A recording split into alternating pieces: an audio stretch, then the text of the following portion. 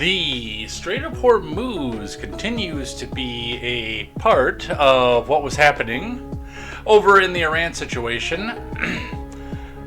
Our president tells us that it's basically won and there's nothing to worry about, and yet every ship in the world is now requesting an escort from our great nation. We're going to talk about everything that has been happening in Iran since last week, including some things that are happening on our soil, including, by the way, surprising a lot of people, what appears to have been a terrorist attack on Zohran Mamdani.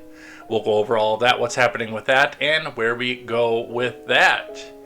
In other news, which, let's face it, the majority of what's going to be talked about in these next 2 hours is Iran and nothing else here. But we do have some news. I know that Palm wanted me to talk about this one, of Kristi Noem being out. She's done. She is no longer the Homeland Secretary, with the eyes being on Mark Wayne Mullen as a replacement. We'll talk about what happened there, why she is out. Something that I said should have happened a year ago, but of course, it's a small podcast and nobody listens to me over here. But we'll talk about that and where that goes and what we do from there. We are going to make sure we get to that one here. The SAVE Act is in peril in the Senate, with senators refusing to bend to the Donald's will on, hey, let's just pass it and then figure out what to do after that. We'll talk about that, what's happening with that, and where we go there. And finally, an election shakeup. There is talk that Texas may elect a blue senator, and the reliably red district in Georgia that gave us the wonderful plant Marjorie Taylor Greene now suddenly may be in toss-up status. We'll talk about that and what's happening there. It is going to be all of this and more over here on the other side of the break. So, grab some friends, strap yourselves in, and we will see you on the other side of the title card. Hard out at 2 hours, so we will not go a minute longer because, well, we got to get other stuff done today, and that's the way that the day goes. But we will see you on the other side of the break, and we didn't start the fire. It's been always burning since the world's been turning. I am Jay Edgar, and this is Contemporary.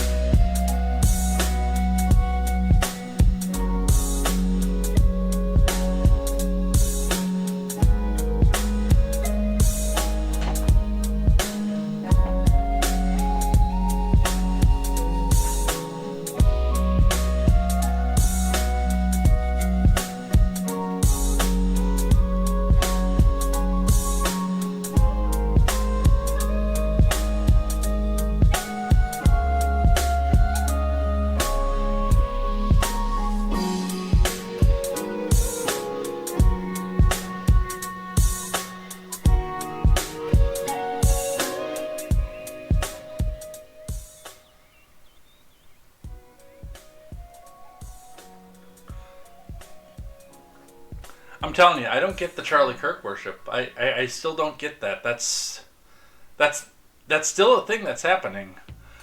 Just before I switched the title card back out here, I looked over on X and saw that apparently there's been legislation filed to put Charlie Kirk on U.S. coinage, with somebody else coming out and saying, he was a fucking podcaster. Look, guys, here's the thing with Kirk. I've never liked Charlie Kirk, and I think a lot of you know this. I've been pretty open about that, and I didn't think that meant that he deserved to die for his views. I thought he was cringe, but I have family members that I think are equally as cringe. I don't want them to die either, but yeah, I don't understand why so much of our government, especially on the right wing, wants to go back and deify the dude. It's weird. It is. But it goes in both directions too, because a lot of these people who are saying, he's a fucking podcaster, what the deal? Are also telling us that he had such a grip on the world, even though he's just a fucking podcaster, that he could shape policy and change the world to his whim and his will, and a whole bunch of other myths that we don't need to talk about. He was simultaneously a god who could change the government just by snapping his finger, and he's just a fucking podcaster. That's my rant on Charlie Kirk right now. Anyway, we're not going to spend a lot of time on Charlie Kirk because I can't stand him. Even in depth, I'm going to tell you exactly how I feel about him. What we are going to talk about is what is happening around the world, because in spite of the fact that so many people voted for a president with a domestic agenda who didn't want us in foreign entanglements, guess what? We are in foreign entanglements right now. So it's a great time, isn't it?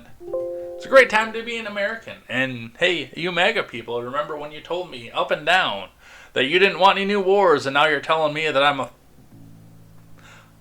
What's the word that you're using? Oh yeah, a bleeding heart libtard, because I don't think we should be going to war over in Iran either.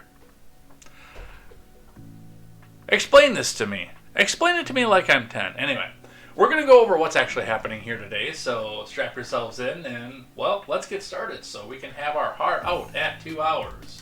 We are at 8:37 right now, so 1:51:23. Let's go! And let's talk about what we have going on here.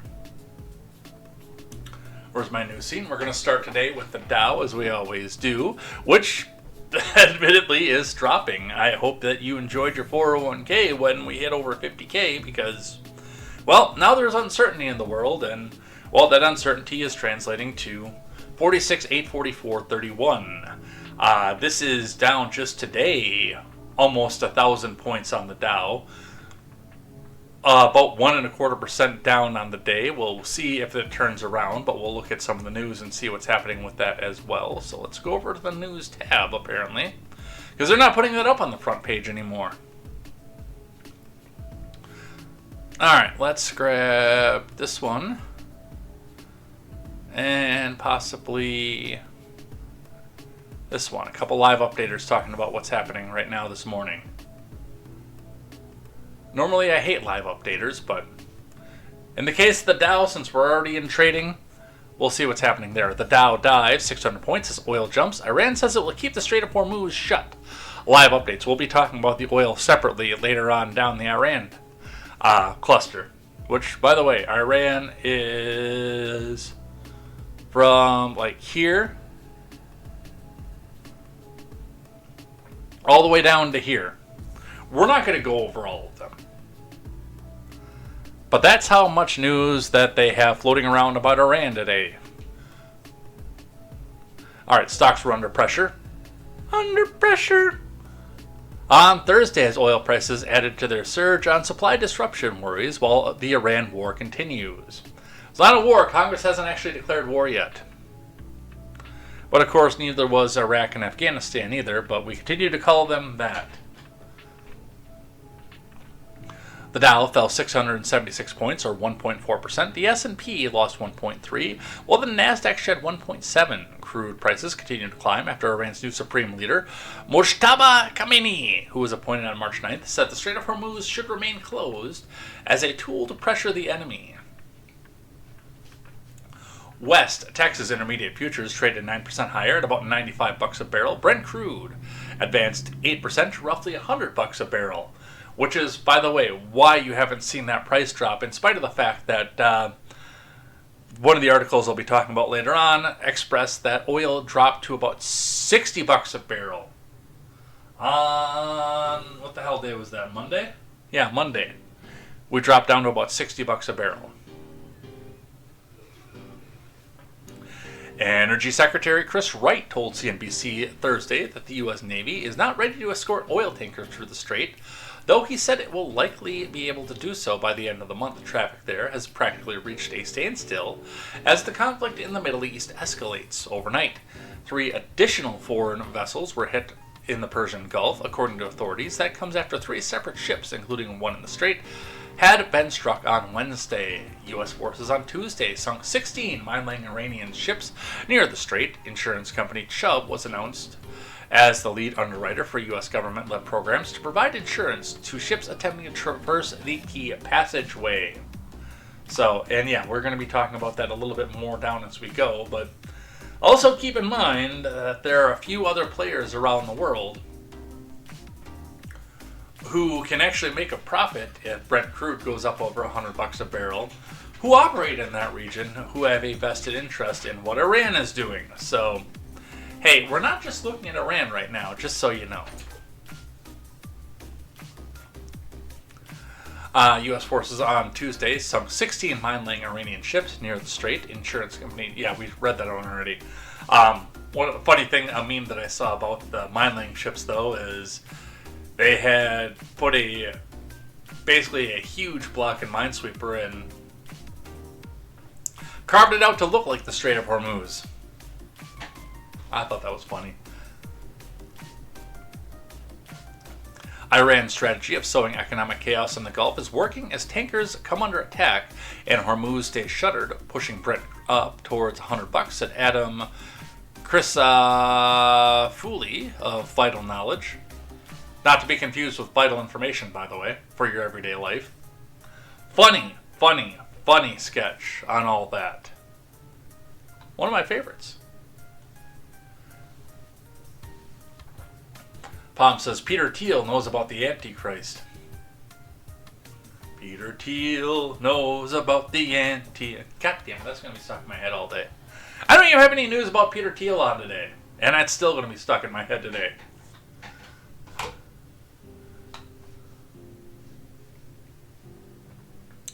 To help ease energy costs, Wright said late Wednesday, the U.S. will release 172 million barrels of oil from the Strategic Petroleum Reserve. It'll take about 120 days to deliver that fuel.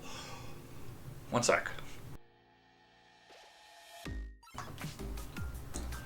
Hey, can we not? Like, seriously, this was supposed to be there, and I bitched about this under the Biden years, and yes, of course, I'm going to be called a bleeding heart over this one too, because I don't agree lock, stock, and barrel with everything that Trump is doing, but can we please not? This is here for if some dumb crap over in the rest of the world decides they want to go back and try a land invasion in our country while they're shipping people to Canada and Mexico. Keep that in mind. Not to manipulate the price of gas. We complained about Biden doing the same thing. It does make me laugh a little bit, and it makes me cry a little bit to see Big Don trying to do some of the same things Biden did in the name of affordability after spending the entire Biden admin complaining about Biden doing these things. So,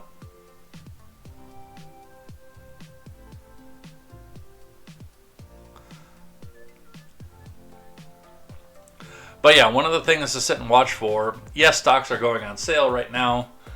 Yes, today actually might be a decent day to start day trading if you got an extra 20 laying around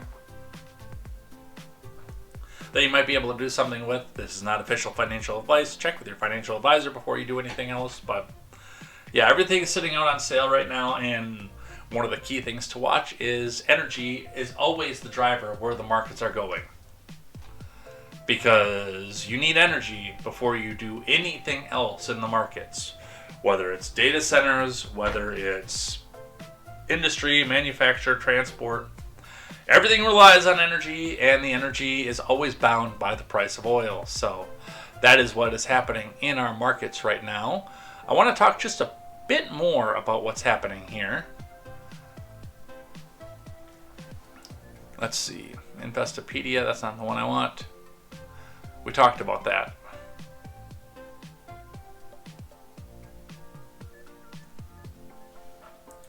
I wanted to bring this one out just for a little bit of a talk as well. This is not something that is typically going to affect you because you probably don't have the money to invest in BlackRock. Maybe you do. Maybe you have some stuff to go in penny stock for, but for the most part, unless you are living high up on the hill somewhere, you are not the one who's investing in these. A tier, BlackRock, won't let billionaires cash out of its $26 billion fund. That should worry everybody. Kristi Noem's face falls off too. Well, maybe I'd like to see that.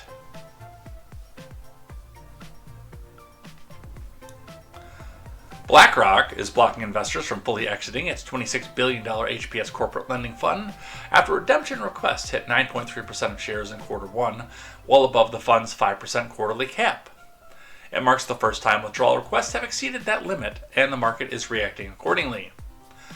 BlackRock shares are down 7.17% following the announcement, extending a rough stretch that has the stock off 12.14% year to date. The sell-off reflects something deeper than one fund's redemption mechanics. When a major manager gates withdrawals, it signals the meeting outflows would require selling illiquid assets at prices that may not reflect their current book values. The gap between paper valuation and real-world liquidity is the core concern.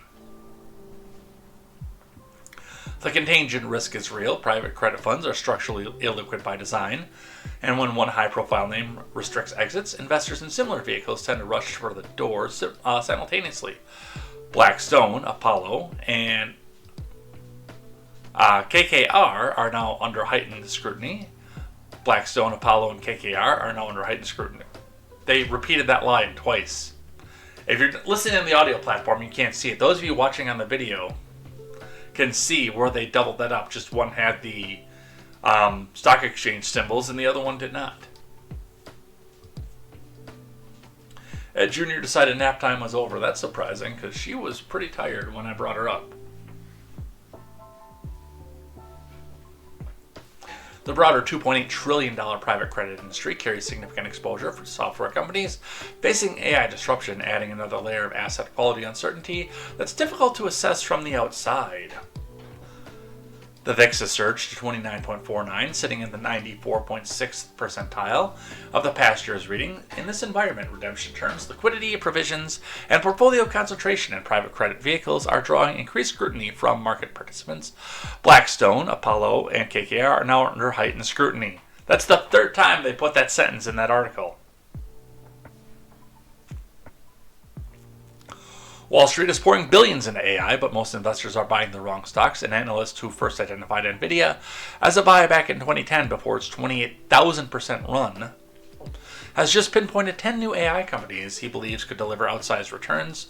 From here, one dominates a $100 billion equipment market. Another is solving the single biggest bottleneck holding back AI data centers. A third is a pure play on optical network market set to quadruple. Most investors haven't heard of half these names. And there's a free list of all 10 stocks here. I'm actually going to hold on to this for reasons that I'm not going to talk about on air. Remember again, none of this is official financial advice. Do check with your financial advisor before you make any decisions that could affect you, your household, your family, because you need to take care of them first. You know how I know that? That's the reason that I'm sitting here at 10:09 instead of at 7:50 when I first heard the baby cry. Because she comes first. And Mama comes second. Actually, they come at the same time. Because I took care of baby so Mama could sleep. Because Mama did not sleep very well last night. Plus, we got to eat oatmeal together and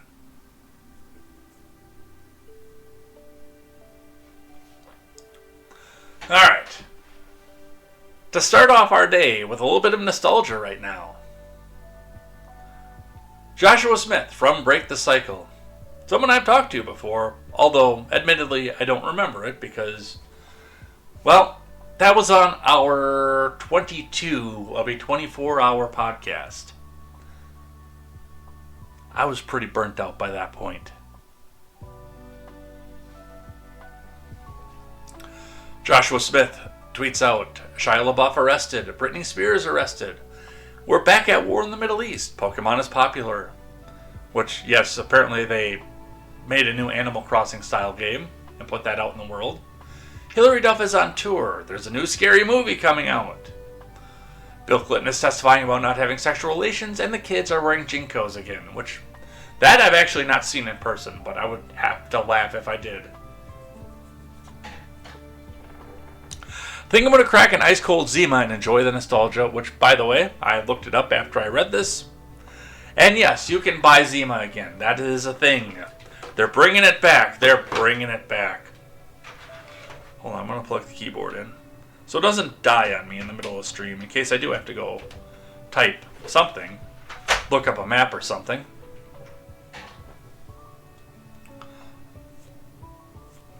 So, yes, we are doing a repeat again.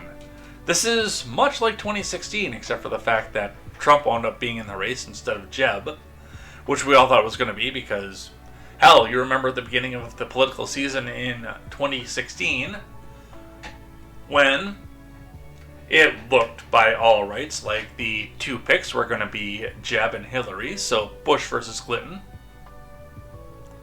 Back to 1992. While Jumanji was coming back out, and I think there was one other thing in 2016 that was making us have 90s nostalgia at the same time. And of course, remember, none of it actually went that way. But we all thought it was going to.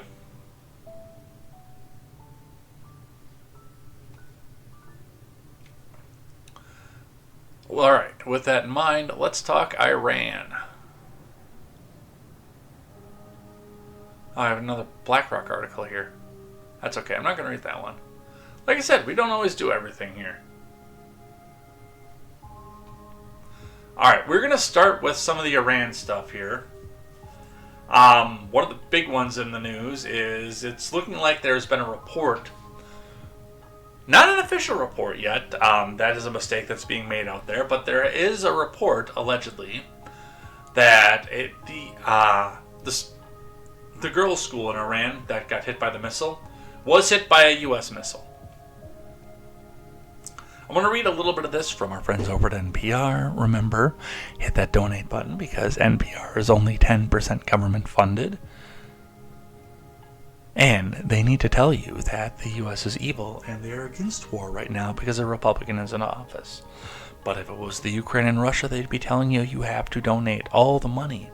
You don't donate to NPR over to the cause in the Ukraine. So, let's see what they have to say. Pentagon probe points to U.S. missile hitting Iranian school.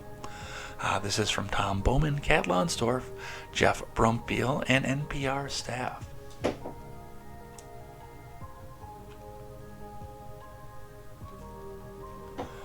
The U.S. has launched a formal investigation into a missile strike on an Iranian girls' school that killed at least 165 civilians, many of them children, after a preliminary assessment determined the U.S. was at fault, according to a U.S. official who was not authorized to speak publicly. See, it's those words right there that make me think that this is a load of bullshit. Now, the Pentagon has not released an investigation themselves. The Trump admin and the Department of Defense have not released an official investigation into any of this. Guys, we're still at fog of war at this point. We still do not officially know what happened with this, and anybody who tells you that they officially know what happened with this is lying to you to your face, probably for partisan reasons.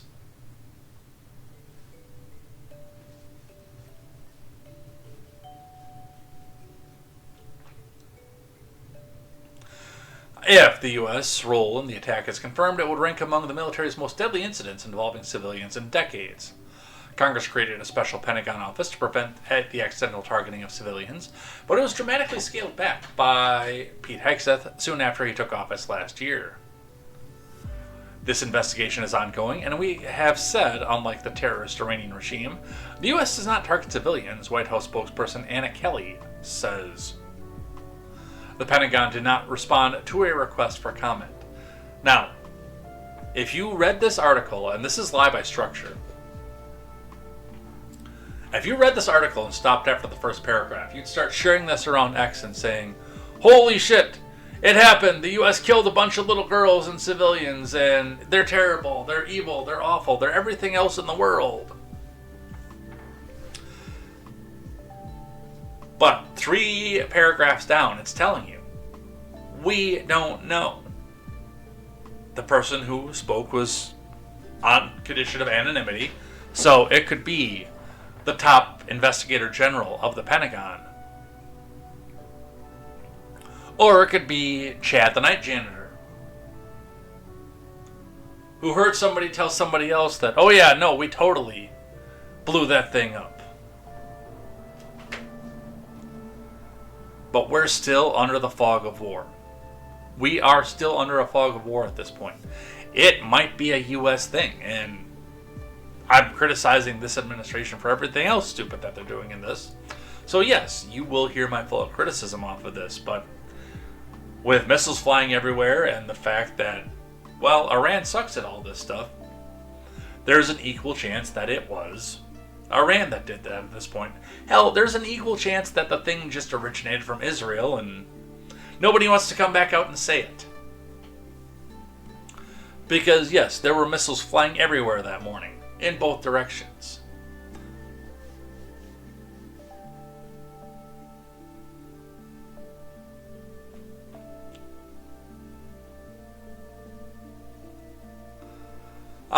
We have an analysis from Stephen Collinson over at CNN, which analysis at CNN is a fancy word for an op-ed meant to make you feel a certain way, because that's what your CNN op-eds do. Damn man says, I remember laughing my ass off in the car when I found out the loudmouth from The Apprentice had become the president in 2016. Oh no, possible collateral damage, the horror. Stephen Collinson, with his op-ed here. Trump's top aides are already scripting a victory narrative in Iran for the inevitable day when he tries to extricate himself from the war.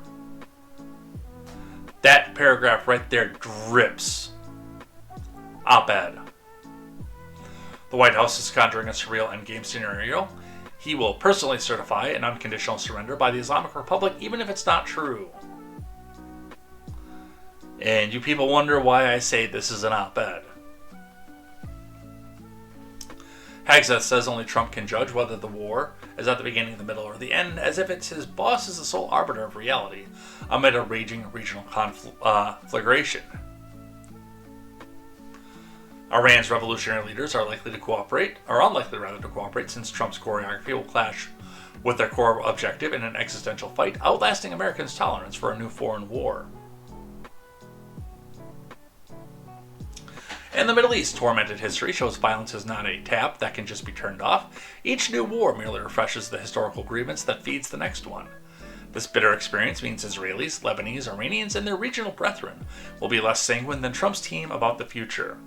A reminder, by the way, and that's the reason that I opened this up as we didn't start the fire, is that this has been going on for 5,000 years in this region, with many of the same players. Hold on, I gotta send a message out to Fanning, because I didn't before. See if he's actually gonna be here and coming in. Let me grab the link for this live announcement. Copy link.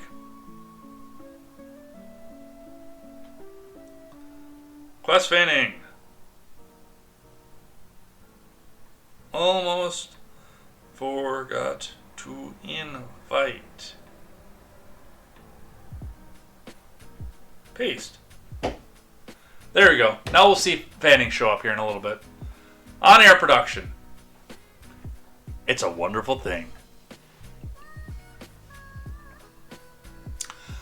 Furthermore, America's own recent past suggests that conflicts often defy presidential exit strategies and rarely culminate in unequivocal victories, such as those over Germany and Japan in World War II. Well, if you'll remember, in World War II, we also wiped most of that country off the map. Here's what happened in the end of World War II. Germany was getting ready to buckle under already. Italy was already licking their wounds. And Japan decided that they still wanted to go into it, with Germany and Italy still saying, okay, well, we'll support you if you continue to do so.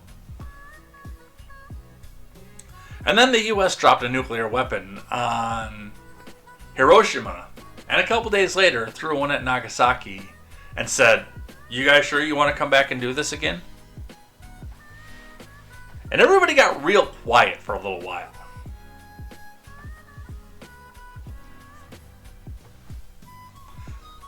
Because we had the bombs and nobody else did. We can't do that anymore because now everyone else has the bombs. Although, I have my collection.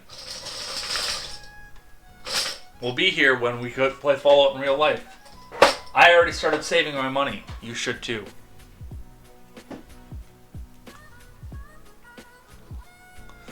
Potential past halting U.S. military operations might still be a way off, but there's increasing urgency to identify them as an oil crisis ignited by the war threatens global economic disaster.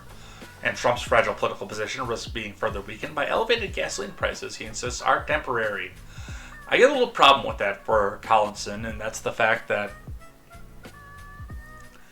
a bit of the issue that we see going on with this is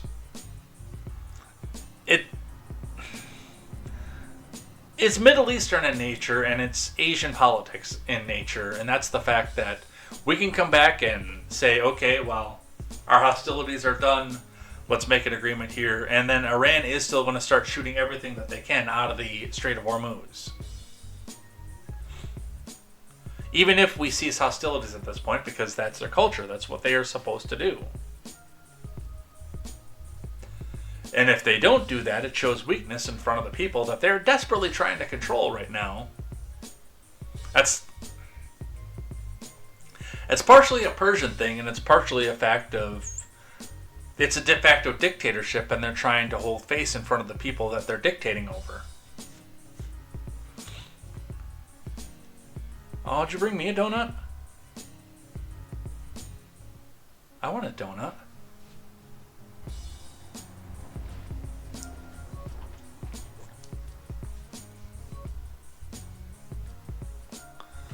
The conflict also undermines Trump's campaign to start no new wars. This is not a political trifle. The obligation carried in the hearts of hundreds of thousands of U.S. servicemen and women who served in the post 9/11 wars and vowed to honor fallen compatriots by opposing new foreign imbroglios.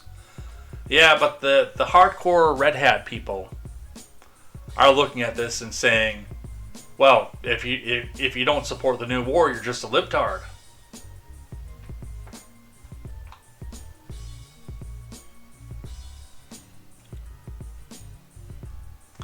Amid the staccato bravado of his news conference today, Hegseth spoke pointedly of distrust from his perspective as a decorated veteran of the Iraq and Afghan wars.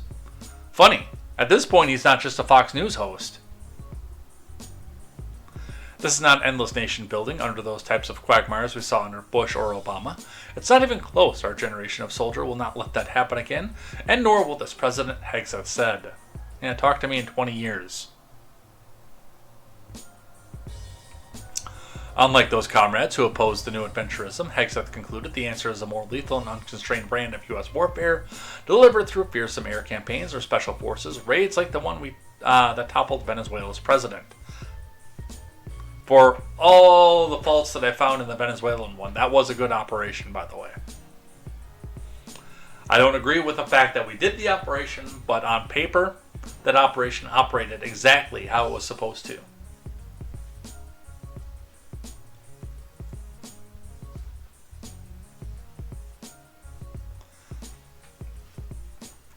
We're crushing the enemy in an overwhelming display of technical skill and military force, he said of the Iran war. We will not relent until the enemy is totally and decisively defeated, but we do so on our timeline and at our choosing. So, that is Stephen Collinson's op-ed about this entire war. But CNN labels as an analysis, so you go back and post it on X and say, see, this is absolutely true. CNN said so. Vong is here. Damn, Manson, there may have been some firebombing on Tokyo and Russia knocking at their door, too. Fair. I'm seeing a lot of he's not put boots on the ground come from the Red Hats at the moment.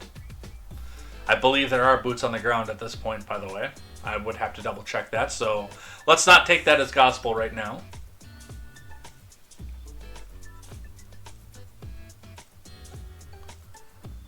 Vong says it's not a Persian thing, it's a Mohammedan thing.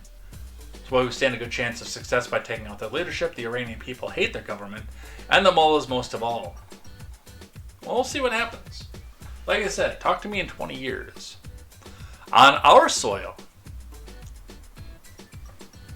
Iran targets busiest international airport as top UN body demands halt to attacks on Gulf neighbors. This is in the Middle East. I believe this is Dubai. Yep, Dubai, UAE. Iran targeted the world's busiest international airport on Wednesday and attacked commercial ships as U.S. and Israeli strikes rocked Tehran, while the UN's most powerful body demanded a halt to the Islamic Republic strikes on the Gulf neighbors that threaten global oil supplies. Yeah, let me know how that goes, too. The latest attacks marked an escalation in Iran's campaign aimed at generating enough global economic pain to pressure the U.S. and Israel to end the war that started just 12 days ago. But there were no signs the conflict was subsiding. On Thursday, an Iranian go-away advertisement. An Iranian attack sparked a major fire at Bahrain's Muharraq Island, home of the kingdom's largest international airport. Authorities urged people to stay indoors and close the windows to avoid smoke. The airport has jet fuel tanks, and other tanks in the area serve the kingdom's oil industry. Also, an attack on Basra in Iraq killed at least one person and forced a halt to operations at all of the country's oil terminals. Farhan al-Fartusi, the Director General of the General Company for the Ports of Iraq, said the attack targeted the vessel in a ship-to-ship transfer area at the port of the Persian Gulf. Iraq's commercial ports remained open, though the oil terminals have been shut, according to the statement carried by the state-run Iraqi news agency, which was probably a smart idea because, well, that is what Iran is going to target because, yes, as was pointed out, if they get Brent crude to 100, 150 bucks a barrel, number one, that puts Israel and the U.S. on the back foot onto this one because, yes, they have to go back and answer to the American people. The Israeli people don't care. They're fighting a historic enemy. But it does put the U.S. on the back foot at this point. And also with the, albeit somewhat tenuous alliance between Iran and Russia, when Brent crude is over 100 bucks a barrel, Russia is actually in the biggest position to profit for the first time since the sanctions went into place when they went into the Ukraine. Let's see. Let's do the map. Just so we can remind everybody where everything is going right now.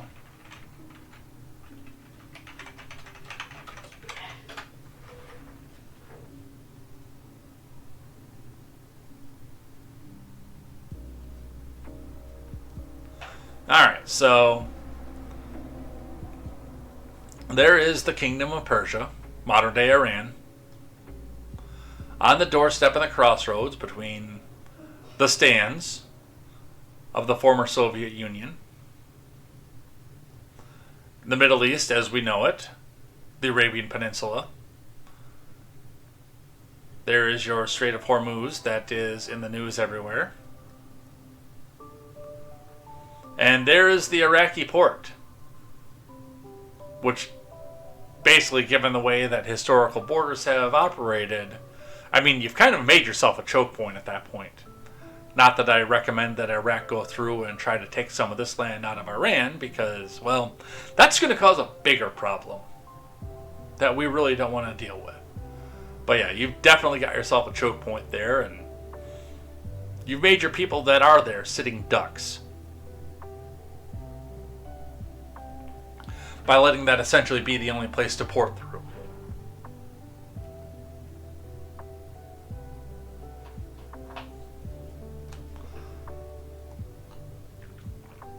And then yes, this is the Strait of Hormuz that is under fire right now.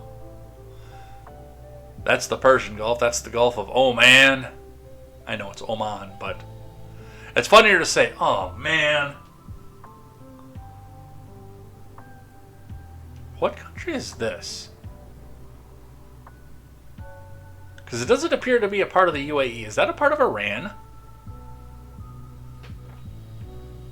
I did not know that Iran, which I'm guessing is what that is, has an interest on the peninsula adjacent to Dubai. I figured the UAE would just sit and take that whole thing.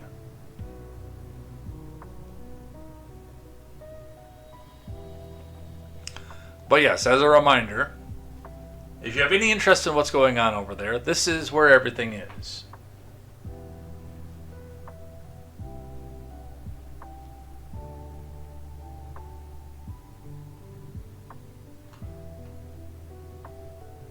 So that's what they're doing on that side. We'll be talking about what they're doing on our side here in just a bit.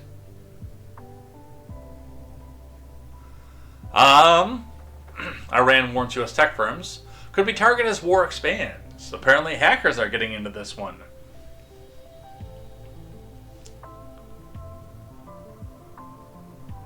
Uh-oh. I gotta archive this one.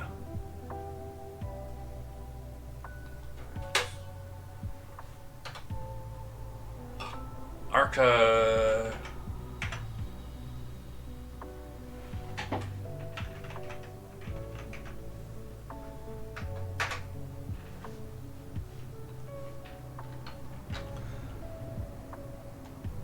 By the way, archive.today is not doing its automatic redirects like it used to. I found that out this morning. There we go. Ha. Whoops. It's going to re-archive at this point, but haha. I got around it. I win. Major U.S. tech companies have been named as potential targets in the war between Iran, Israel, and the U.S. begins to spill into the digital infrastructure that powers modern economies. Iranian state-linked media this week published a list of offices and infrastructure run by the U.S. companies with Israeli links whose technology have been used for military applications, according to Al Jazeera. The companies include Google, Microsoft, Palantir. There's Peter Thiel. He knows about the Antichrist. IBM, Nvidia, and Oracle.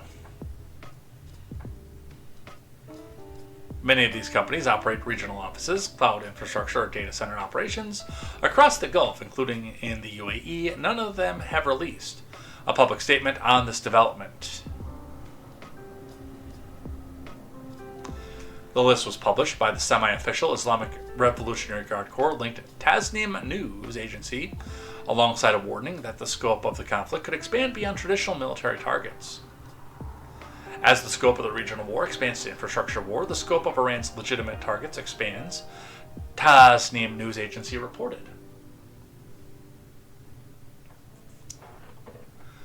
Iranian drone strikes damaged Amazon Web Service data centers in the UAE and Bahrain, disrupting services and exposing the vulnerability of physical tech infrastructure in the region.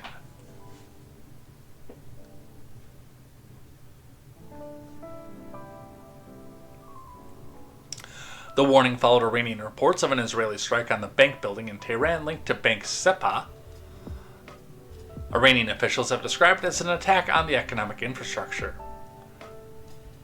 So, this is an interesting one for me because, well, maybe this goes back and we'll talk a bit about Joshua Smith's tweet again, obviously. But, I mean, we go back and think about the propaganda that was fed to us about, at the time, especially the Iraqis, the Afghans, and the Saudis, and now the Iranians, even though Iran wasn't really involved in the conflict when we were first hearing the propaganda in the 90s. But you think back about Islam and what you were told about Islam in the 90s. Now, being raised with somebody who was raised up Islamic, or I'm sorry, not being raised, but living now with someone who was raised up Islamic, I have firsthand experience and knowledge that wasn't the case. But we were all told that they were just backwoods farmer goat fuckers in the Middle East and didn't have any sort of technology, and we could come in with our superior might and atomic missiles and just glass the entire Middle East. But, I mean, at this point, we look at articles like this, and get reminded that, hey, they've got sophisticated targeting systems. Even if they don't have the ability to launch an intercontinental ballistic missile, guided or anything else like that, I mean, it's not just a bunch of goat herders out there either. Yes, they know how to target and what bank infrastructure is going to cripple their neighbors.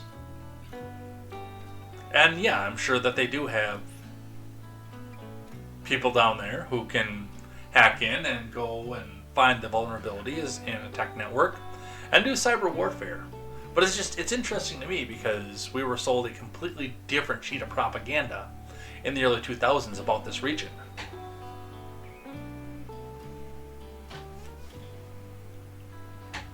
Vanny, you didn't miss as much as you think based on the fact that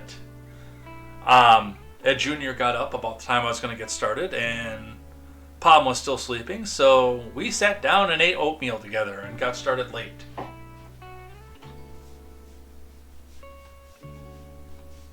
And then Ed Jr. decided that it was nap time. Apparently it didn't last for very long.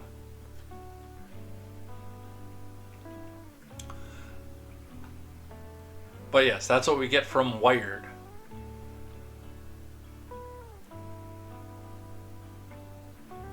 Speaking of things that say Wire, let's grab one from... Oh, I'm sorry, this isn't the Daily Wire. I thought this was the Daily Wire one. We did get some FBI intelligence going to the state of California saying, hey, watch out, the people in Iran want to go back and target California. Which is interesting because of all the states, if we go on a statewide level, and yes, I understand that there's individual dissent inside of the state of California, but if we go at a statewide level, of the state that's most likely to support Iran, it's probably going to be California, based on the fact that they're opposed to whatever coming out of the White House right now. San Francisco mayor assures there's no imminent threat after FBI report warns Iran aspires to attack California. From Dan Noyes.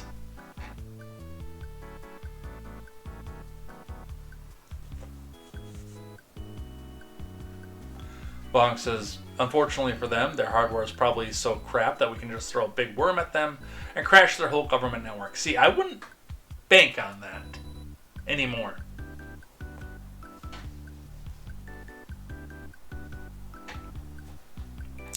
The FBI has warned police departments in California that Iran aspires to retaliate for American attacks by launching offensive drones against the West Coast, according to an alert reviewed by ABC News.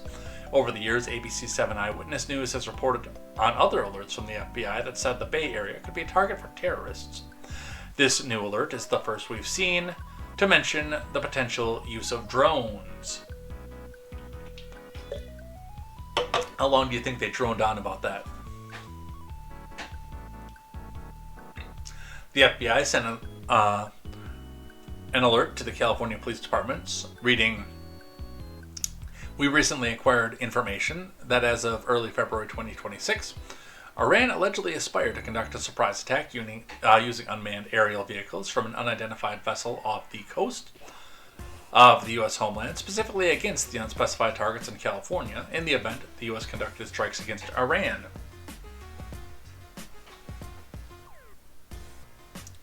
With the U.S. bombing campaign of Iran now on its 12th day, Iran has used drones to attack the American facilities and allies in that region, but the FBI alert says they have no additional information on the timing, method, target, or perpetrators of this alleged attack on California.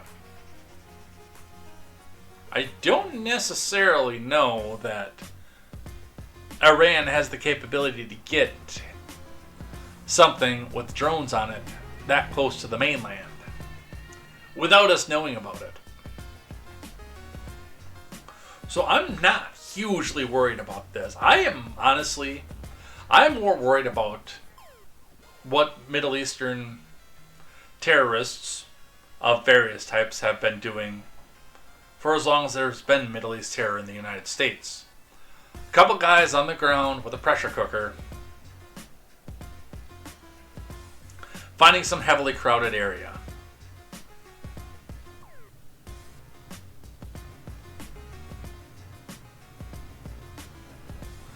Low tech, easy to slip in under the radar, that kind of stuff. launching drones off a ship off the American coastline is a lot of high tech and a lot of positions for stuff to go wrong. Especially with the naval superiority the U.S. enjoys around the rest of the world right now. And I'm not saying it's impossible, I'm just saying it's a lot less likely at this point. Newsom activated the State Emergency Operations Center when the war started to monitor risks to California. During a webinar on another issue on Wednesday, the governor spoke about the FBI drone alert. We are aware of the information, and we transfer that information in real time to our local partners, Newsom said. Drone issues have always been top of mind, and we've assembled some work groups specifically around those concerns. I have my headphones on backwards again. No wonder I feel like crap. Oh, that's so much better.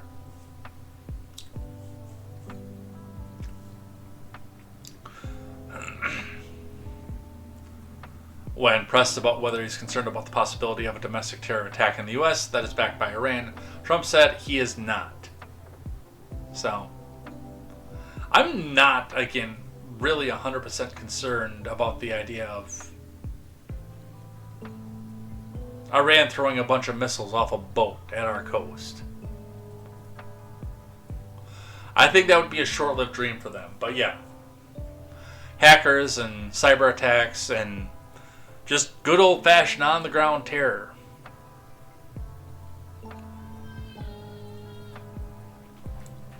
Alright, let's go briefly here with CNBC. Trump says he's not worried about domestic terror attack. We did just talk a bit about this one, but we'll grab this one briefly. Trump said on Wednesday he's not worried about Iran executing a terror attack within the United States in retaliation for the ongoing war by the U.S. and Israel, in spite of the fact that we've actually already had one. No, I don't, Trump told reporters outside the White House when asked if he feared such a domestic attack. Trump also touted progress in the war against Iran, which is in its 11th day, before departing for a trip to Kentucky and Ohio. Right now, they've lost their Navy, which they clearly haven't, their Air Force, they have no anti-aircraft apparatus at all. Their leaders are gone, and we could do a lot worse, Trump said. Trump says the U.S. military is leaving certain things in Iran, which could be destroyed by the afternoon, if need be, and they literally would never be able to build that country back. Later in the day, Trump told reporters upon arrival at the Joint Base Andrews in Maryland that the U.S. had located all Iranian sleeper cells. Okay. Covert groups embedded in foreign countries that remain dormant until activated to carry out terror attacks.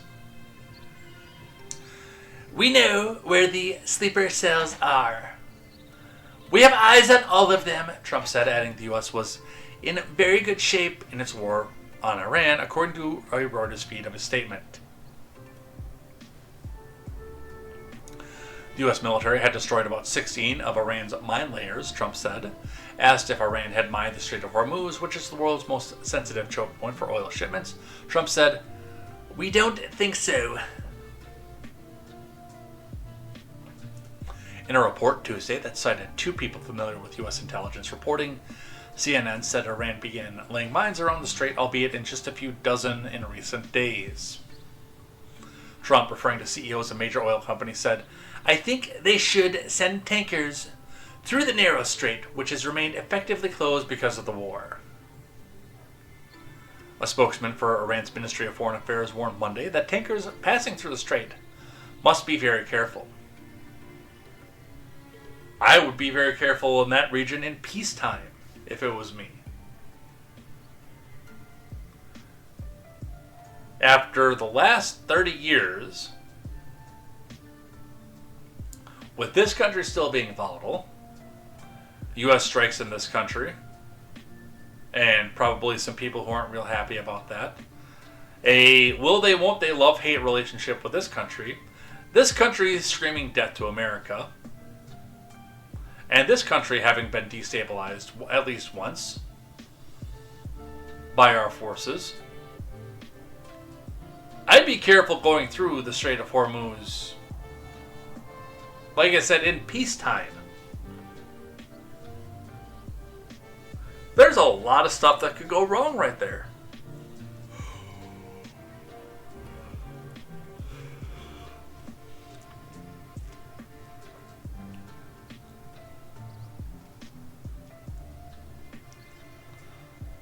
I mean, it can't be any worse than what's over here, but still. There's a lot of stuff that can go wrong here.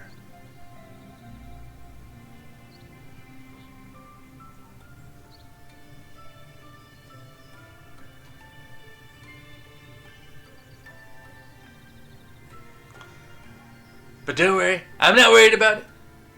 Just send the ships through.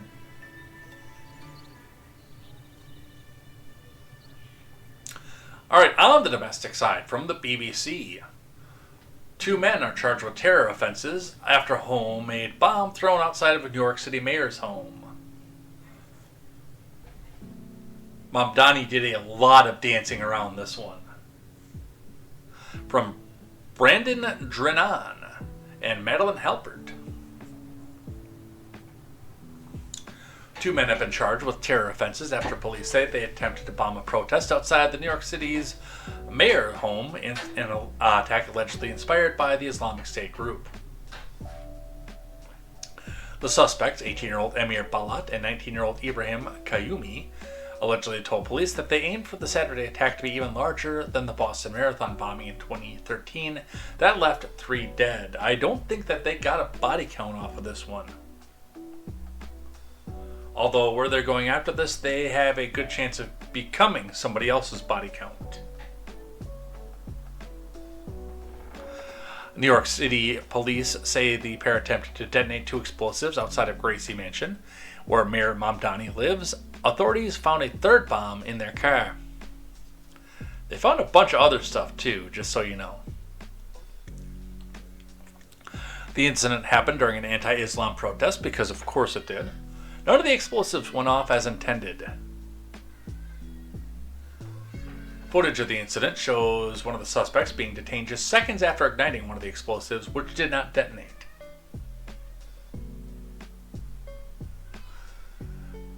New York City Police Commissioner Jessica Tisch said the 2 suspects had admitted to being inspired by the Islamic State and had watched Islamic State propaganda videos. The 2 did not have any previous criminal history, she said, which is exactly what the Islamic State targets. They are facing charges including attempting to provide material support to Islamic State and using a weapon of mass destruction.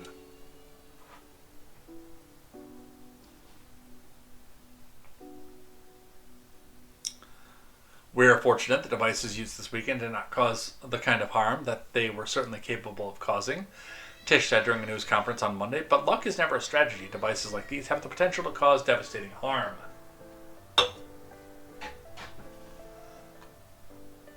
So, yeah, they're getting picked up. But don't worry, because the president isn't worried about any sleeper cells or attacks. Too far over.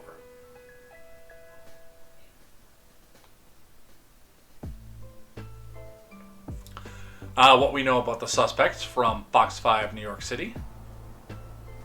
The 2 teens accused of throwing improvised IEDs outside of Gracie Mansion over the weekend are now facing federal terrorism charges as investigators work to determine whether they acted alone in what authorities described as an ISIS-inspired plot. I'm going to save you a lot of reading and a lot of time. Yes, they worked alone, but they were told to do so.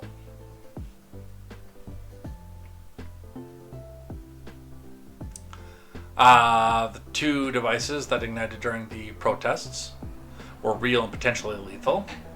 Authorities say the devices contained explosives, including TATP, a highly volatile substance that's been used in past terror attacks. According to the federal complaint, Balat and Kayumi, both from Pennsylvania, arrived in New York City about an hour before they allegedly tossed 2 homemade bombs into the crowd. Photos included in the complaint showed Balat holding and throwing one of the devices towards protesters. Court documents state that he then ran towards Kayumi, took a second explosive device, and threw it towards police officers.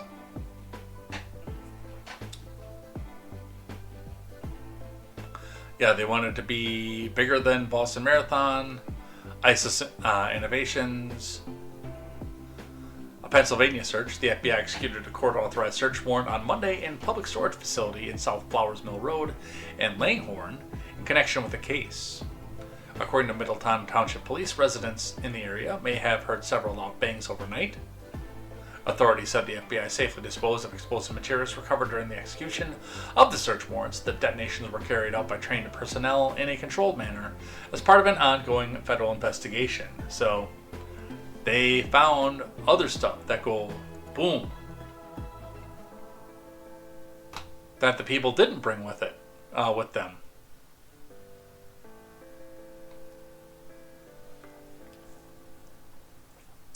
Yeah, we just read about that. Fox 4 New York with the explosive material. But CNN actually really got into this one here. We've got one from the Daily Wire talking about this too. But CNN's torched over bizarre posts about Pennsylvania teenagers charged with throwing bombs at a New York City protest. I saw some of the comments on this one, and yeah, CNN had this one coming though. Apparently, there is a shooting at Old Dominion University. We got some breaking news going on here. Let's check into that.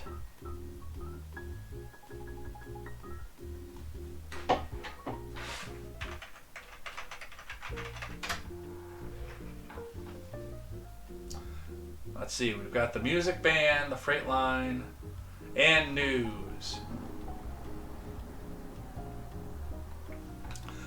Let's take a break from our regularly scheduled Iran talk, and let's grab one from WTVR.com.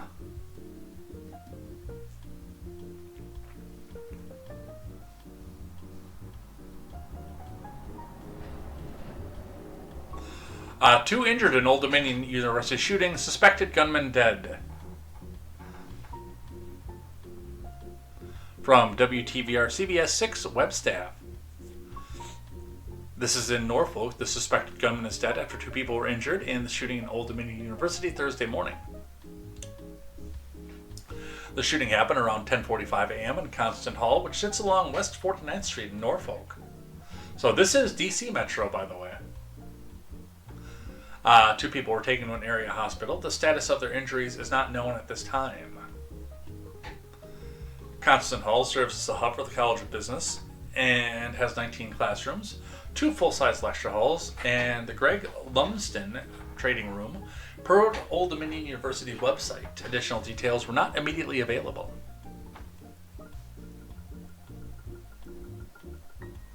So this is breaking. This is brand new as this happened right now as we're speaking.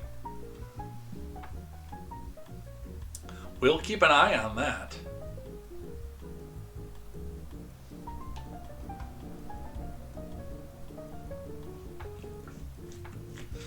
And honestly, again, being so close to DC, I would be questioning whether or not it was actually terror-inspired or not. Alright, I'm actually going to skip ahead. We're going to do the Daily Wire one. Fox News and The Hill both weighed in on this one, but I do enjoy The Wire's commentary on this kind of stuff. CNN hit with a 1-2 punch in a signal day over ISIS bomb plot coverage from Hank Berrien. If you are looking for a case study in how the mainstream media constructs a narrative out of thin air to protect their preferred ideological allies, look no further than CNN's recent coverage of an attempted IED attack in New York City. On Tuesday night, Abby Phillip and Anna Navarro didn't just report the news, they performed a masterclass in obfuscation, deliberately mischaracterizing a terrorist act to frame it as a story of Muslim victimhood.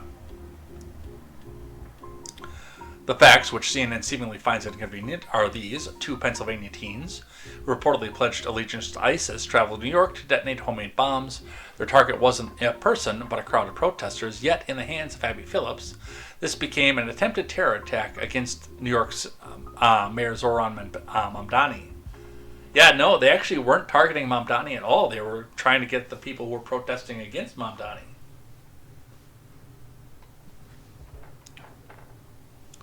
Let's watch. Abby Phillips says the IED attack was an attempted terror attack against Zoran Mamdani. The suspects yelled Allahu Akbar and pledged allegiance to ISIS. CNN deleted a tweet and issued a retraction this morning. They never learn. Let's listen. 2 Republicans say Muslims don't belong here after an attempted terror attack against New York's Mayor Zoran Mamdani, and the House Speaker Mike Johnson says nothing really to condemn those comments. Another special guest is going to be with us at the table when we come.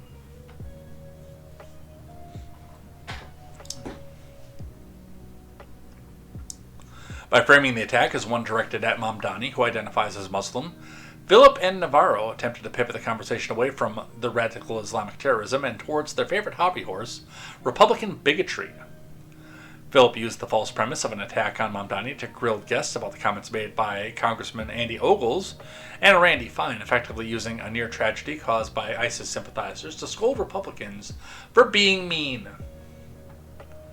Anna Navarro, never one to let a factual error get in the way of a partisan jab, doubled down on the lie after she declared, "What I find ironic is so supposedly some of these comments are as a result of the attempt against Mayor Mamdani in New York." Republican Joe Borelli correctly pointed out the attackers were targeting the protesters, not Mamdani.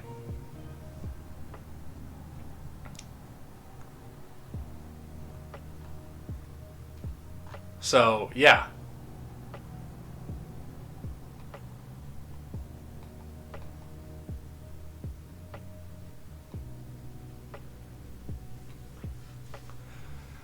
From Politico, a bomb thrown outside of Gracie Mansion under this grim reality for New York City Mayor.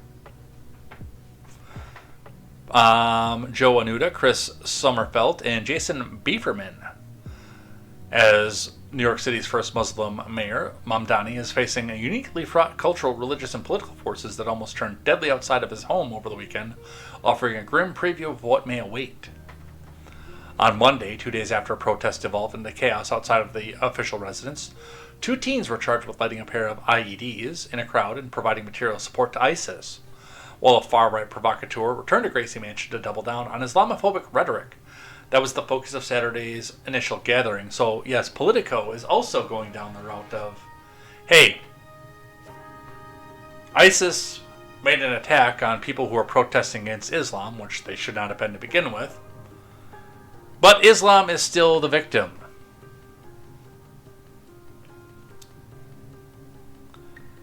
While every mayor must deal with the politics of a protest, incendiary nature, both literal and figurative, of Saturday's events are being fueled by a potent combination of Mamdani's faith, his politics, his position on the Israel-Hamas conflict, and escalating tensions in the Middle East. Those ingredients stand to remain on simmer over the next 4 years, distracting from the Democratic Socialist affordability agenda with every flare-up.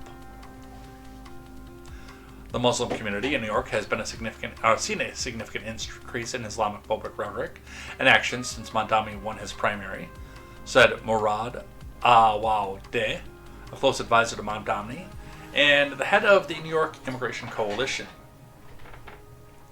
As elected officials and right-wing media pile on by peddling hate speech and false narratives, Islamophobic attacks have become more persistent and aggressive. Okay, and again, this is probably not the time to bring this up. I don't disagree with what it is that they're saying, but also keep in mind the fact that they're saying this on the back of 2 teenagers who pledged allegiance to ISIS going to try to throw bombs at white people.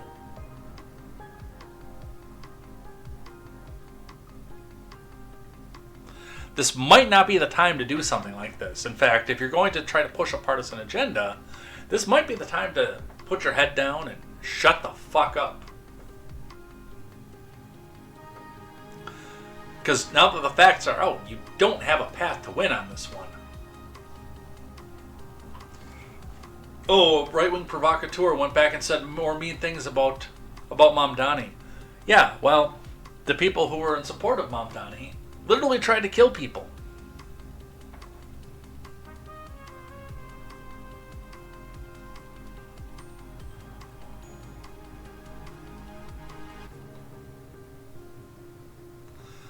They have the criminal complaint here. I'm going to throw this in articles, but I'm not going to do this one on air. If If you want to read the actual complaint that the feds put out for this one, I will put this in articles worth investigating.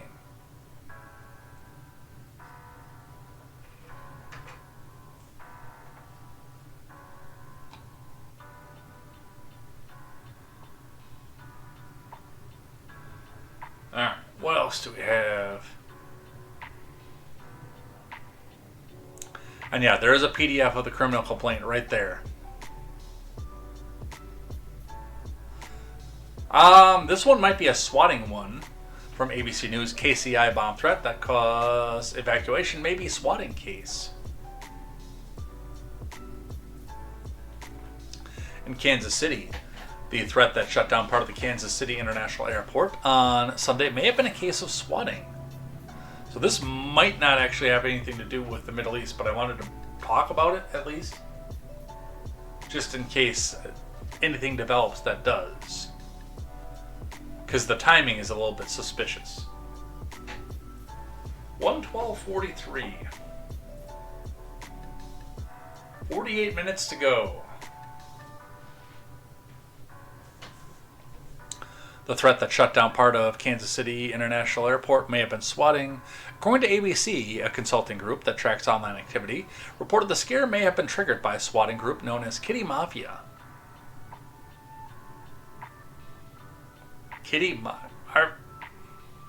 Are you serious right now? Is this a real thing?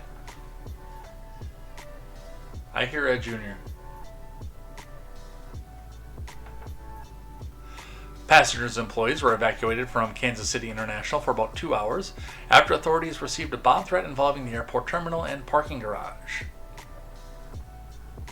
Law enforcement agencies responded to investigate the threat. Kash Patel said the report was reviewed and ultimately determined not to be credible. Jackson Overstreet, a public information officer for the Kansas City Aviation Department, explained the response process. Passengers were moved to the tarmac and inbound flights were halted as K-9 unions conducted a thorough sweep of the building. A city spokesperson indicated the measures are being considered to prevent future occurrences. So, it wound up likely being absolutely nothing.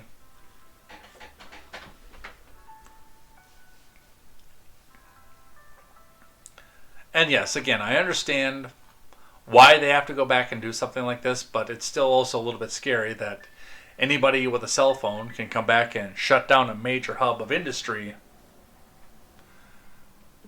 just by saying the word bomb.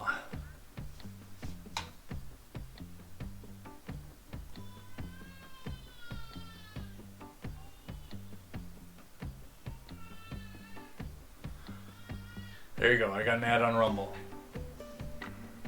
And yeah, from KSHB 41 out of Kansas City, police never found a bomb. The threat led to the first full evacuation of a new terminal. So, no bombs were found. They swept the building. Business back as normal. In more airport news, Southwest flight diverted after passengers scare as security incidents rattle U.S. airports. From Stephanie Price. A series of airline security scares over the weekend left passengers shaken and temporarily disrupted air travel in multiple cities, though authorities say none of the incidents involved a credible threat. Again, the most dramatic scene unfolded Friday aboard a Southwest flight 2094, Nashville to Fort Lauderdale. Video posted by Only in Dade shows several passengers with their hands raised and heads lowered as law enforcement officers entered the aircraft and removed one passenger. About 30 minutes into the flight, passengers said flight attendants began running up and down the aisle, appearing agitated before making a startling announcement. They came over the loudspeaker instructing passengers to put their heads down and hands up. Passenger Sarah Porter told WKRN. We didn't know if it was something mechanical, something medical, her mother, Julie Porter, told the outlet. The FAA said the crew reported a passenger disturbance and the aircraft diverted to Hartsfield Jackson, Atlanta, landing at about 9 p.m.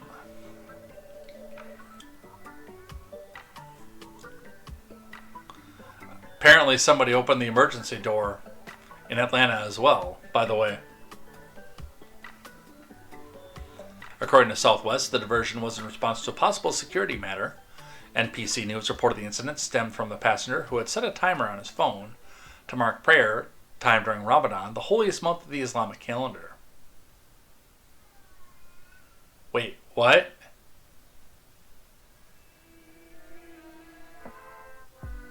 Hold on a sec. They did this all over prayer? Are you fucking kidding me? Sarah Porter told WKRN the first indication the situation was serious came when armed officers boarded the plane. The first time I at least knew there was someone dangerous on the plane was when the SWAT team came and started yelling at us. It was a little annoying not knowing what was happening until we were kind of getting held at gunpoint.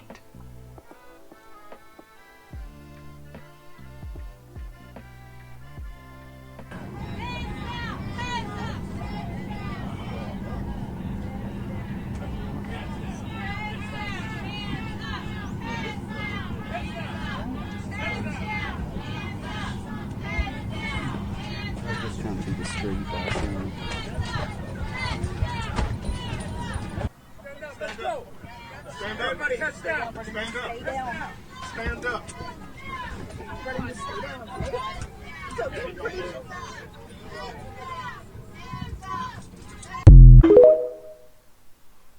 I'm a little bit curious. Unless they didn't want to... The only thing I can think of is Southwest didn't want to see... to have the repercussions of somebody seeing them taking a Muslim off the plane. Or a person of Middle Eastern extraction, rather, off the plane. Because Muslim is not a race, it's a religion. And people of all complexions can have one. So, especially with the tensions in Iran, I don't know if it was a PR thing, why they told everyone to keep their heads down and their hands up, or what the story was. But, yeah, it's... Somebody got rattled on a Southwest plane, and honestly, unless there is some sort of confirmation of a reason to be concerned, this could wind up being a PR nightmare for Southwest.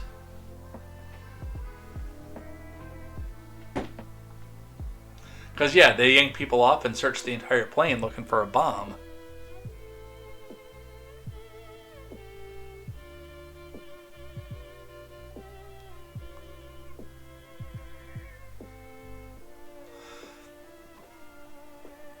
I often say that I wish I would have read the article first, but I'm going to be completely honest. There are some times where I enjoy being surprised.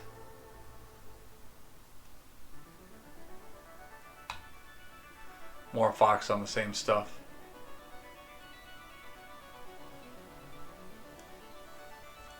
And in the Strait of Hormuz news, 3 cargo ships struck off Iran's coast, UK says, including one in Strait of Hormuz. From Sam Meredith over at CNBC.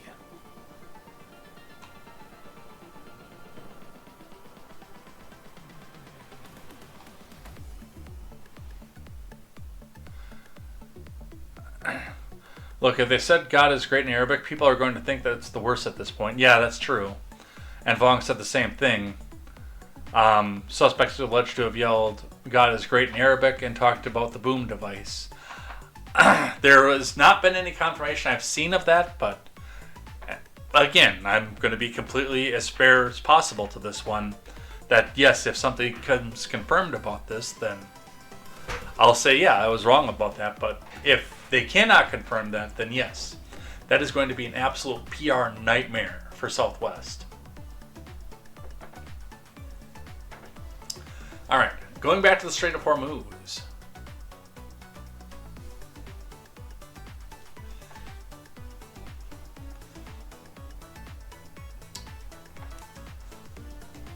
Three vessels off of Iran's coast have been struck by projectiles, the UK Maritime Trade Operations Center said on Wednesday, the latest in a flurry of incidences reported in or near the Strait of Hormuz. One of the ships reported to have been struck by 11 nautical miles, or knots if you prefer. No, that's nautical miles per hour. North of Oman. Oh man. Into the Strait of Hormuz, causing a fire on board and forcing the crew to evacuate. the UK MTO said, without identifying the vessels. 2 other incidences were also reported on Wednesday, with one vessel struck by a projectile about 50 nautical miles northwest of Dubai, UAE, and another sustaining damage off the coast of the UAE. The UK MTO urged vessels in the area to transit with caution and report any suspicious activity, while authorities continue to investigate.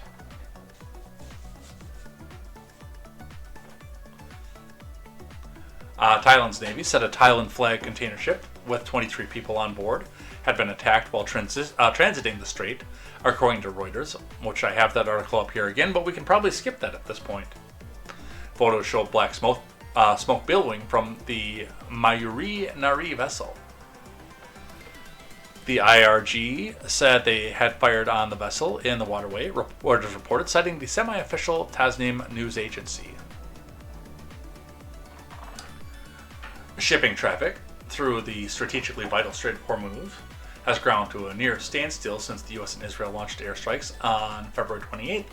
Iran has retaliated by targeting ships trying to pass through the strait, with several incidences reported in recent days. The waterway is a narrow maritime corridor that connects the Persian Gulf and the Gulf of Oman. Roughly 20% of global oil and gas typically passes through it. U.S. forces sank several Iranian ships on Tuesday, including 16 mine layers, near the Strait of Hormuz, according to the U.S. Central Command. The update followed an earlier announcement from Trump that said that if Iran had put any mines in the waterway, we want them removed immediately.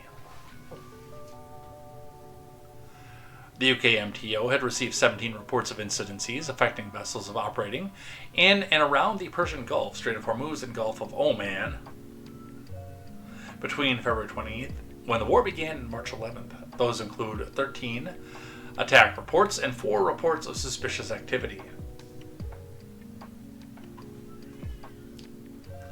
Iran's rapid and extensive retaliation against shipping and regional energy and economic infrastructure has severed a vital artery in global supply, as the flow of oil, refined products, LNG, and other chemicals grind to a near halt. Torbjorn Soltviet, Middle East analyst risk intelligence company Verisk Maplecroft, said on Wednesday in a note. So I don't think this war is over as Trump tries to tell us that it is. Because, yeah, they're still doing stuff down into the Strait of Hormuz. And while the U.S. has historically been the guarantor of shipping lanes in the sea because, well, we've got the power to do so, an active combat zone does change the, let's say, the logistics of it. Aramco, by the way, warns of catastrophic consequences unless Strait of Hormuz opens. From Reuters. Going to the Times of Israel.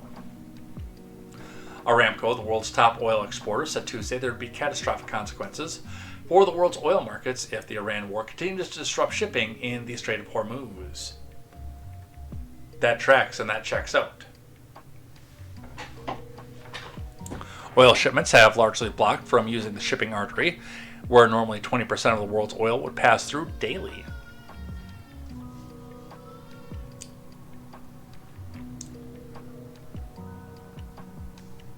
Which, again, I don't 100% understand why so much of the oil goes through this strait. Let's bring this back over here.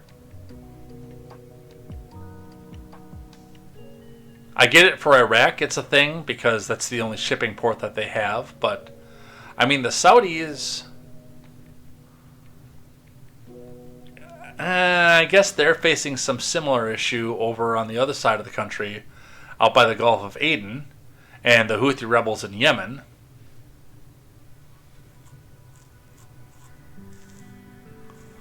But Yemen, Oman are all OPEC countries.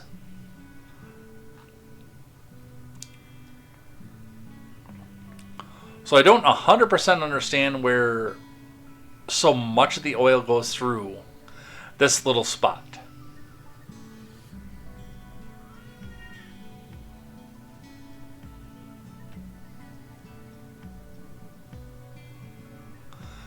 The IRGC said Tuesday they would not allow 1 liter of oil to be shipped from the Middle East if the U.S. and Israeli attacks continue.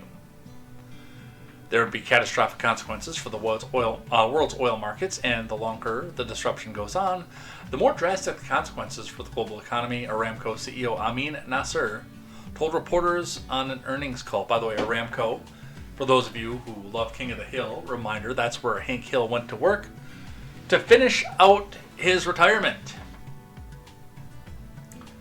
before coming back to Ireland to live out his retirement.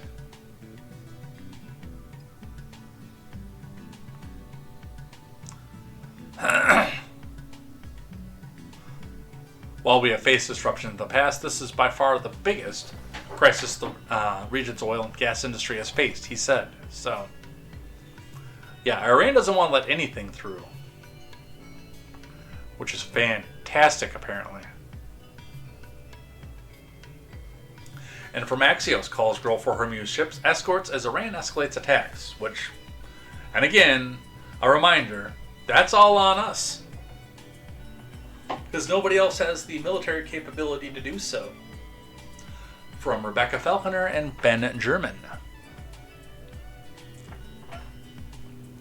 There is growing momentum to establish a naval protection system in the Strait of Hormuz as Iran's military escalates attacks on the commercial ships, Eurasia Group says. Central Command warned that the Iranian regime is using civilian ports along the Strait of Hormuz to conduct military operations that threaten international shipping and put lives at risk. Officials reported that at least 5 cargo vessels were hit in the region on Wednesday. At least 4 seafarers have been killed after 2 missiles struck a UAE-flagged tugboat that was last week trying to help a stranded container north of Oman in the Strait of Hormuz, officials said. Oh, man.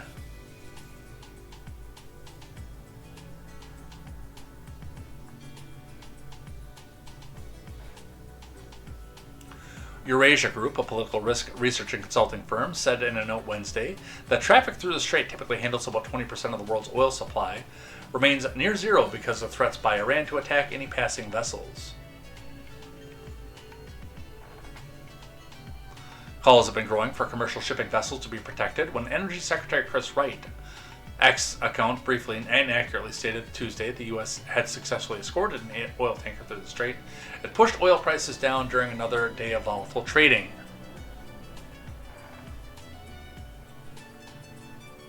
So, they're wanting us to do it, and I don't know that we have the manpower to do so right now, especially over in that region. We do have the manpower to do it, but it's going to basically involve taking all of our forces off of the rest of the world. The Thai Navy says a cargo ship was attacked in the Strait of Hormuz. We talked about that one already.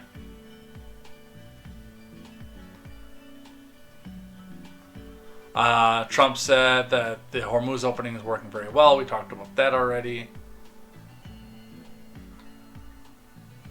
And Iran vowing to keep the strait closed. We talked about that already. Look at that. It's 3 down right there.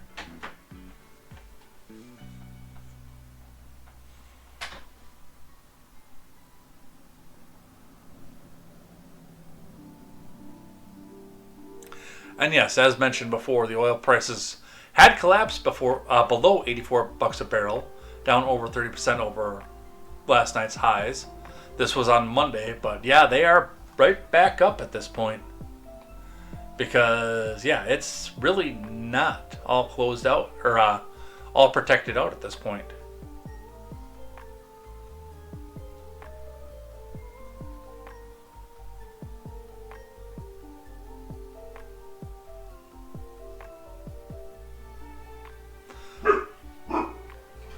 Somebody is at my door, it sounds like. I gotta jump off here for just a sec. So let's kill the camera. Let's kill the mic.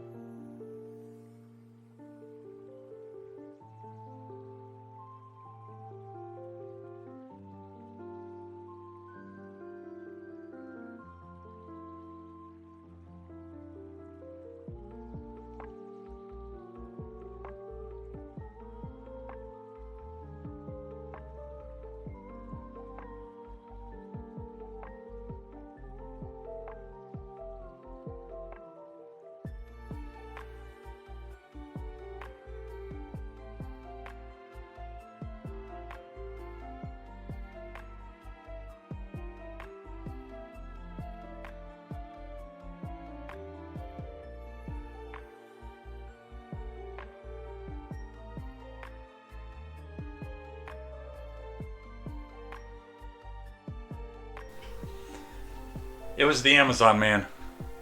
That's what set the dog off. Alright. Back to NPC news. Oil prices are volatile amid conflicting reports about security in the Strait of Hormuz. From Steve Kopak, oil prices swung sharply Tuesday with conflicting reports about shipping in the Strait of Hormuz, drove the cost of crude down for much of the morning, then higher in the afternoon. West Texas plunged as much as 19%, slipping below $77 a barrel at one point, but the move faded and West Texas climbed to trade around $89 a barrel by 4 p.m. Eastern Time. Brent crude also dropped 17% to below $80 a barrel, but later rose back to more than $90 a barrel. Stocks also closed mixed after a volatile trading session on Tuesday. The S&P ended lower by 0.21 after having risen by almost 1%, while the Nasdaq wrapped up the day flat and the Dow Jones Industrial fell more than 34 points. One thing I do want to say, again, this is not official financial advice, and you should be checking with your financial advisor before we make any sort of decisions off of this. But if stocks continue to drop during the midst of the war, and it does go the way that the Orange Man says it's going to, then we should maybe set a little bit aside. Talk to your financial advisor on what's going to be best for you as for the amount, and maybe do a little bit of day trading. Again, don't take your advice from me. Take your advice from somebody who knows your family's situation fairly well.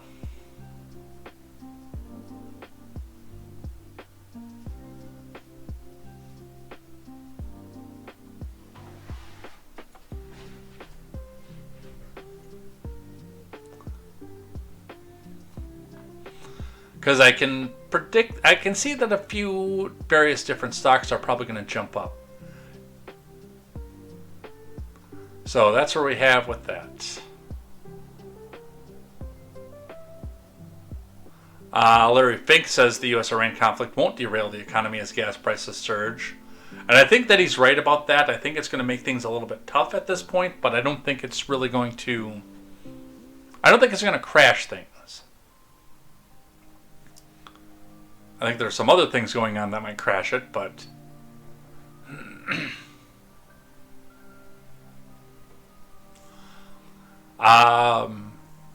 Larry Fink insisted the U.S. war with Iran will not have lasting economic consequences, even as oil prices continue to surge nationwide. Do I believe the war is going to be lasting a long time? No, Fink told Fox News chief political anchor Brett Baer. Do I believe oil is going to be reverting back to where it was? Maybe even lower. Fink joined Special Report Wednesday, where he discussed how AI and the war in Iran are affecting the economy. He also addressed whether so-called woke corporate initiatives have proven to be a failed experiment.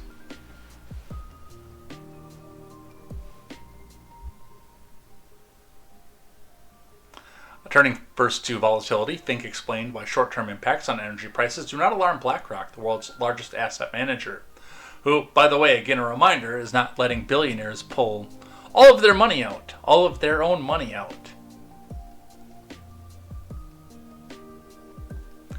Yeah, Quest Fanning said, didn't get swatted.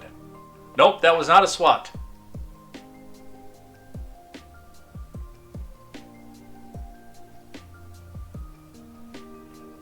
It creates uncertainty, and uncertainty creates fear, he said of the war with Iran. But that being said, the $14.5 trillion of money we manage, most of which is very long dated, I don't pay much attention to the short-term volatility. So, there you go. BlackRock thinks this is all going to be short-term. 25 minutes left.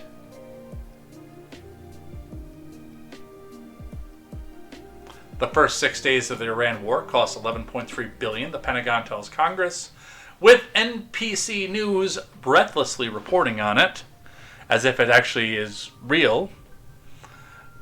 Meanwhile, all the assets and old expired munitions that we sent out to Ukraine, hey, we're not even going to talk about how much that cost.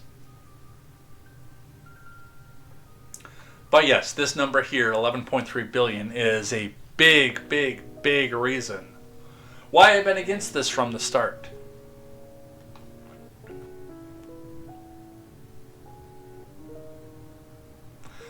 And lastly, on the Iran story, Iran cannot compete at the World Cup, Iranian sports minister says.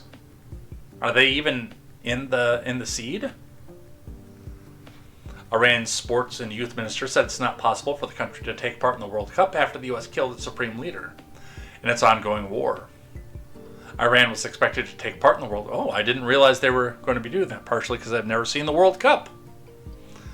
That will be held across North America in June, but Iranian sports and youth minister Ahmad Donyamalis told state television that his country's soccer team players are not safe in the U.S., according to a video of the interview he posted on Tuesday. Due to the wicked acts that they've done against Iran, they have imposed 2 wars on us over just 8 or 9 months and have killed and martyred thousands of our people. Definitely it's not possible for us to take part in the World Cup, he said.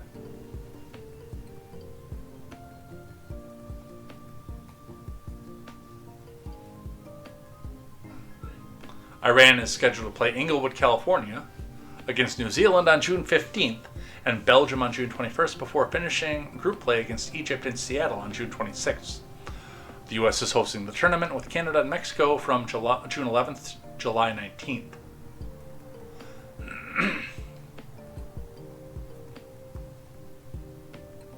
I think that's kind of a shame, honestly.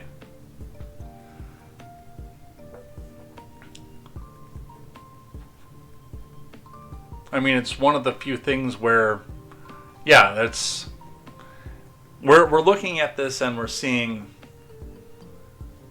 a people group that detests their leadership, but still having a chance to go back out and fix things. All right, what I'm sure Palm has been waiting for at this point.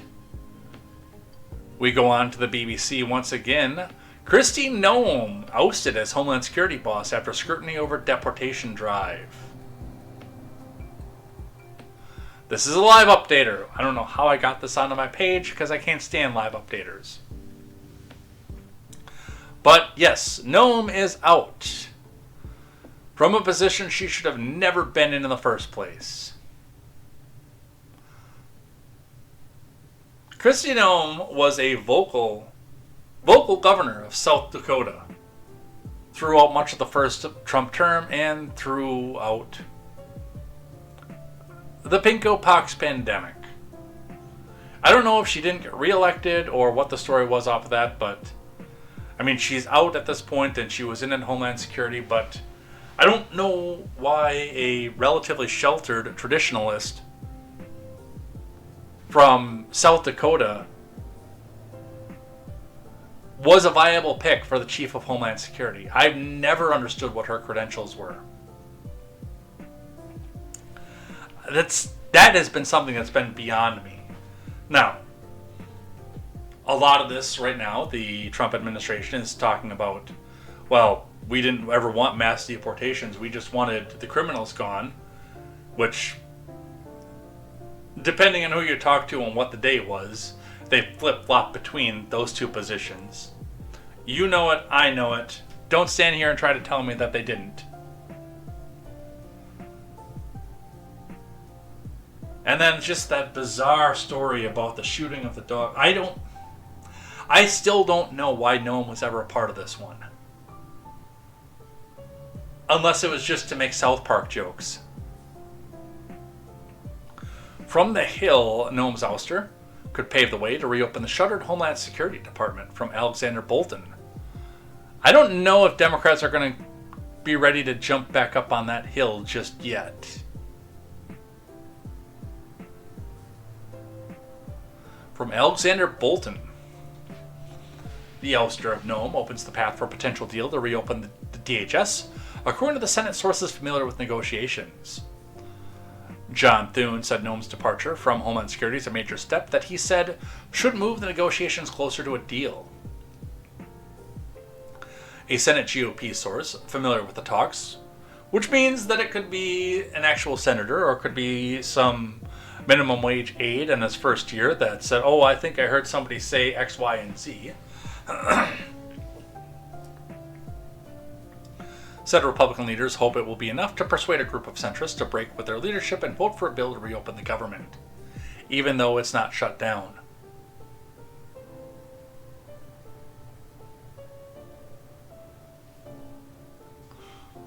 Four Democrats voted with Republicans in the House Thursday to fund Homeland Security Department through September.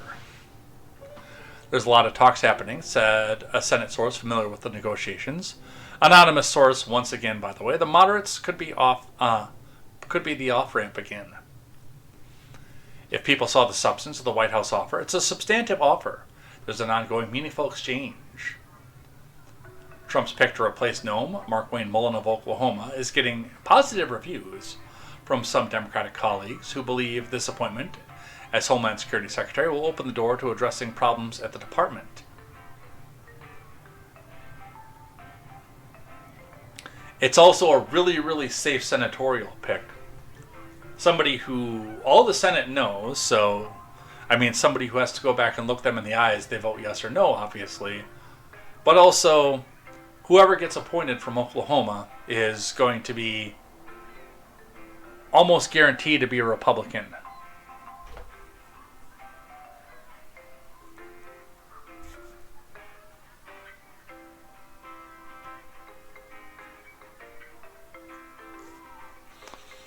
Peter Welch of Vermont praised Mullin as in a CNN interview as competent and honest, and predicted that he would be confirmed by the Senate. This is going to give us an opportunity to have real discussions about what's going on with the Department of Homeland Security, he said. We're going to have an opportunity to speak with Mullin and go to the heart of some of these questions that I think are troubling, Welch added. So, and again, I've got a lot of questions about this. Now, one of the big ones, of course, is the talk is that we're ousting Noam because she wasn't carrying out the actual agenda the Trump admin wanted. She was doing mass deportations and trying to get as many people as humanly possible, which realistically comes from a very Midwest former Democrat and now conservative mindset, the core of MAGA. Former union workers who had their backs turned on them by the progressives who took over in the Democratic Party, does make up the core of the Make America Great Again movement. It always has, it always is. They are former Democrats who saw a lot of their jobs disappear to illegal immigration. And with Noam being from a Midwest state as such, probably saw a lot of that, and, well, a lot of that shaped her decisions to come off of this. But my big question here is, if that's actually the case, if that was actually what it was, what the problem was, then why did you let her go for so long? If you really only wanted to get the criminals and you thought the mass deportations weren't what your administration actually wanted, why did it take a year and a half? Ron Helton, our resident Oklahoman. I don't trust Mullin. Why would he give up a Senate seat for a short-term admin job? Nope, he is a Trumpster.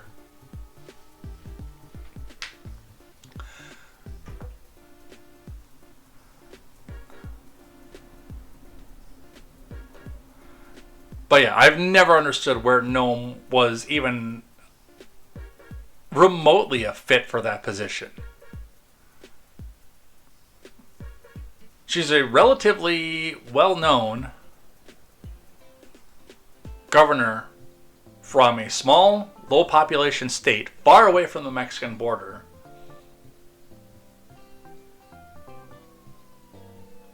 Whose job was to turn around and focus on the Mexican border. Alright. The Trump admin wants House GOP to focus on removing criminals, not mass deportations. Let's listen to this one from NPC News.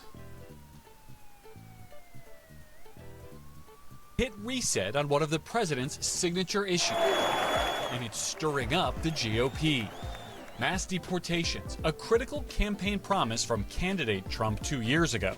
The party even printing the slogan on signs at the Republican National Convention and making it clear it would be a priority of his second term. The largest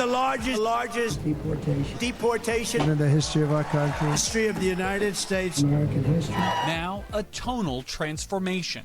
A source familiar with the matter tells NBC News that White House Deputy Chief of Staff and key Trump strategist James Blair told Republicans they should shift their message from mass deportations to focusing on the removal of violent criminals. As the GOP fights to hold on to the House majority by the skin of their teeth in November's midterms, some top Republicans recognizing the need to rebrand.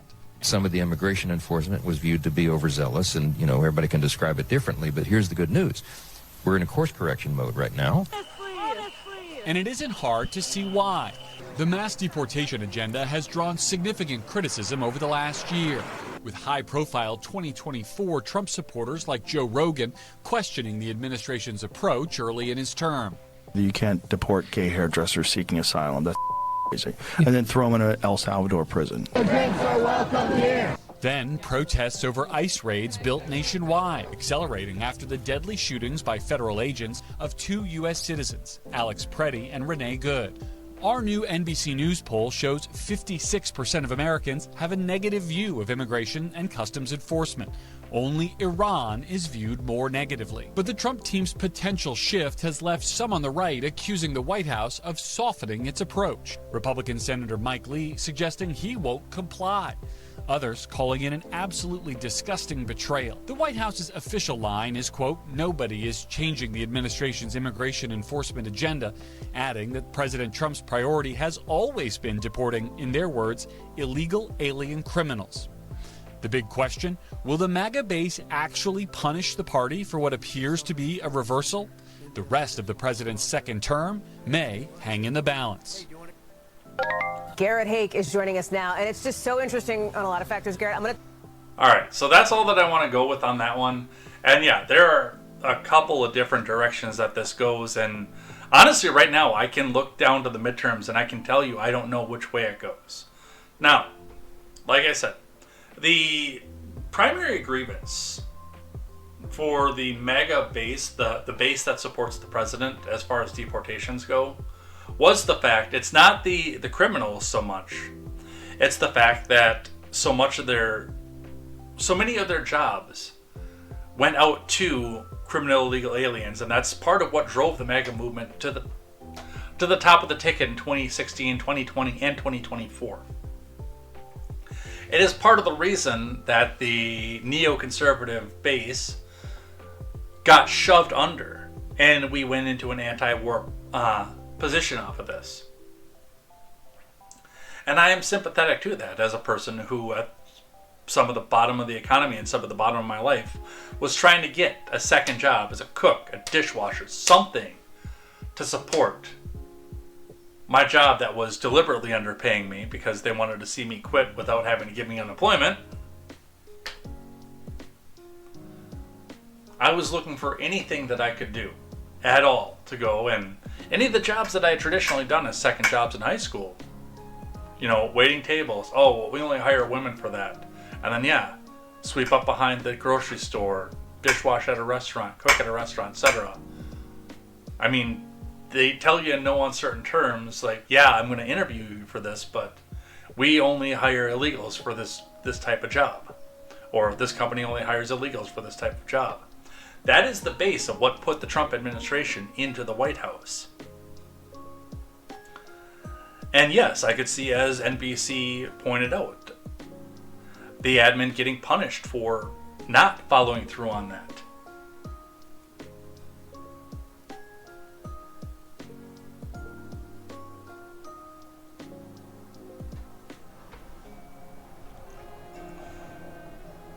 The criminal concern tends to be gang related and more in inner city. And a lot of the time, unless the bottom completely falls out for some of these families, which in some cases it has, it really has no bearing on middle America.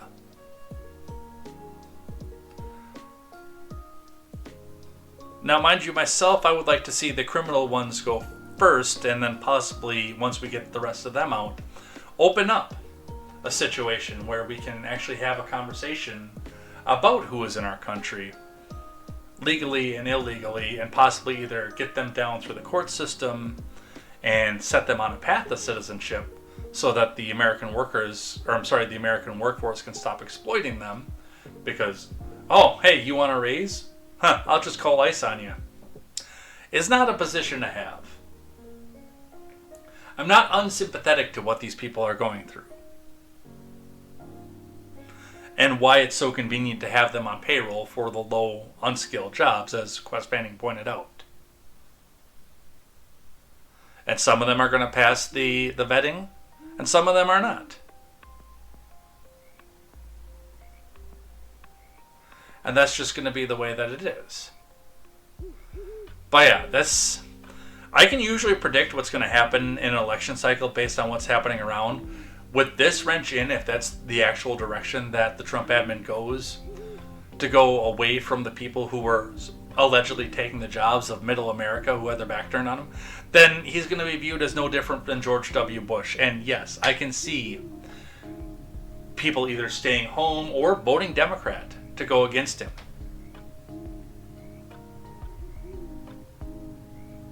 I can see it. Yeah, there's that avenue of it too, Quest Banning. So, that's what we have there. Kristi Noem is out. We're not going to be able to talk about the SAVE Act or Herrera or Georgia, which is a little bit of a shame because, well, those are other issues that I want to. But hey, Iran overshadowed everything. Let's grab some things I like and some things that I hate and head out of here for the day. Look at the other window tagged over here. Let's see what we've got for time. 6 minutes. We can get through stuff like this. As libertarian as Fanning is, it is a little bit surprising to hear him talk about sicking the IRS on people. I get where you're coming from, of course, because yes, that would be a way to go back and balance this thing and, you know, go after the people who utilize these services to try to come back and save a buck. But also, a libertarian talking about utilizing the IRS is still a bit of an oxymoron. I get it.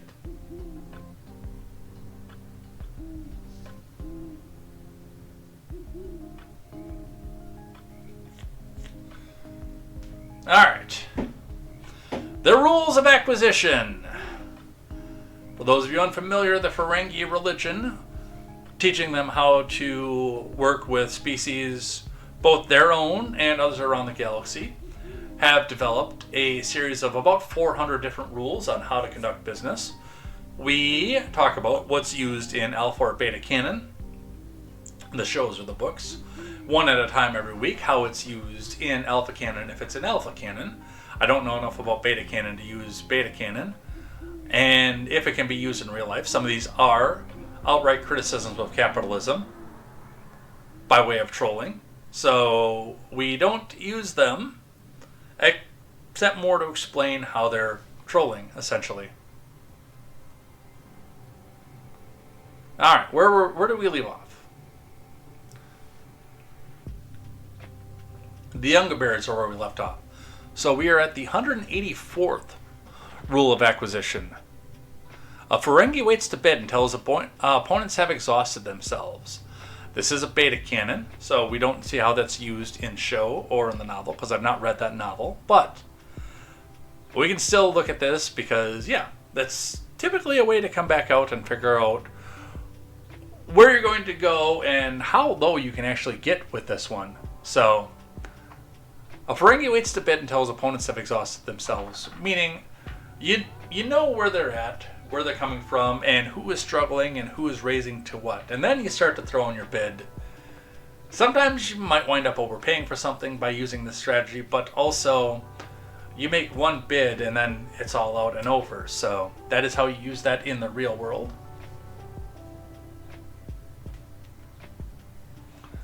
Let's look at some things that I hate today. Then we'll do some things that I like.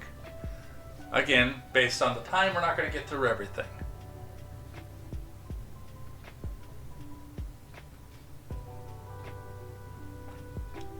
Alright.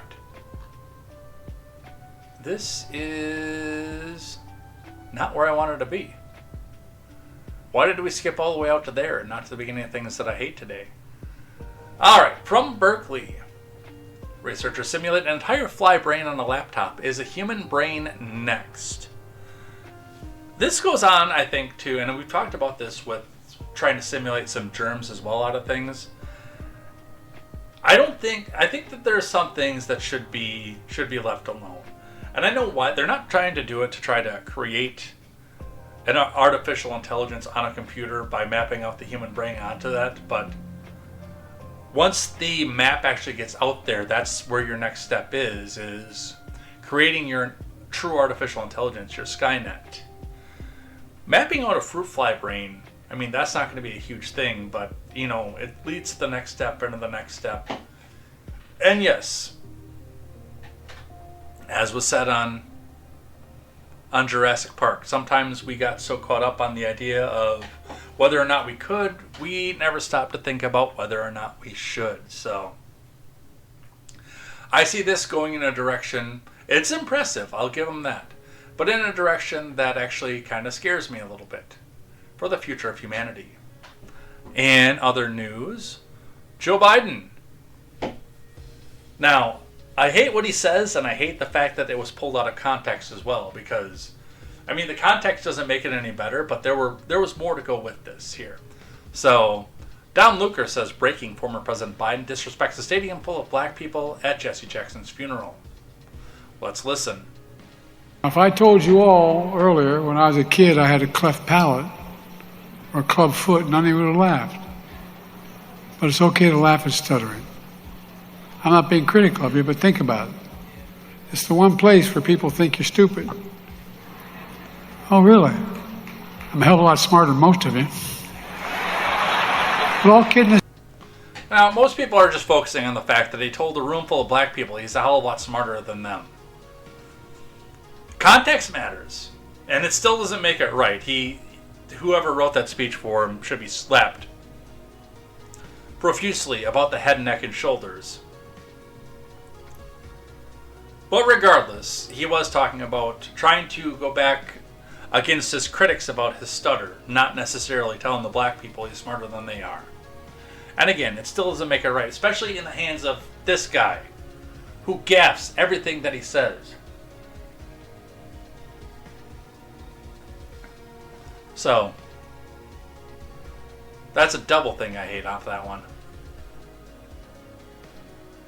What else do we have? The probe into the auto pen used by Biden and aides is closed by the U.S. Attorney's Office, a source says. I've been of mixed opinions on this one because, again, everybody uses the auto pen. They sign a bunch of bills. It's easier to just stamp them out there and have the guy push the button and say, sign, sign, sign, sign, sign.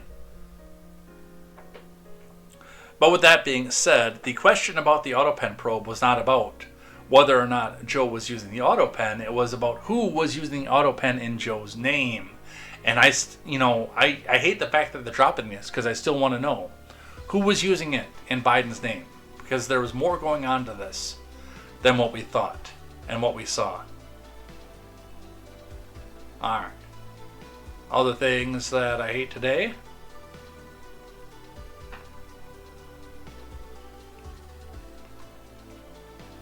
I'm skipping the headphone thing. Just wear your headphones on the airplane, folks. And the last thing, though, that I hate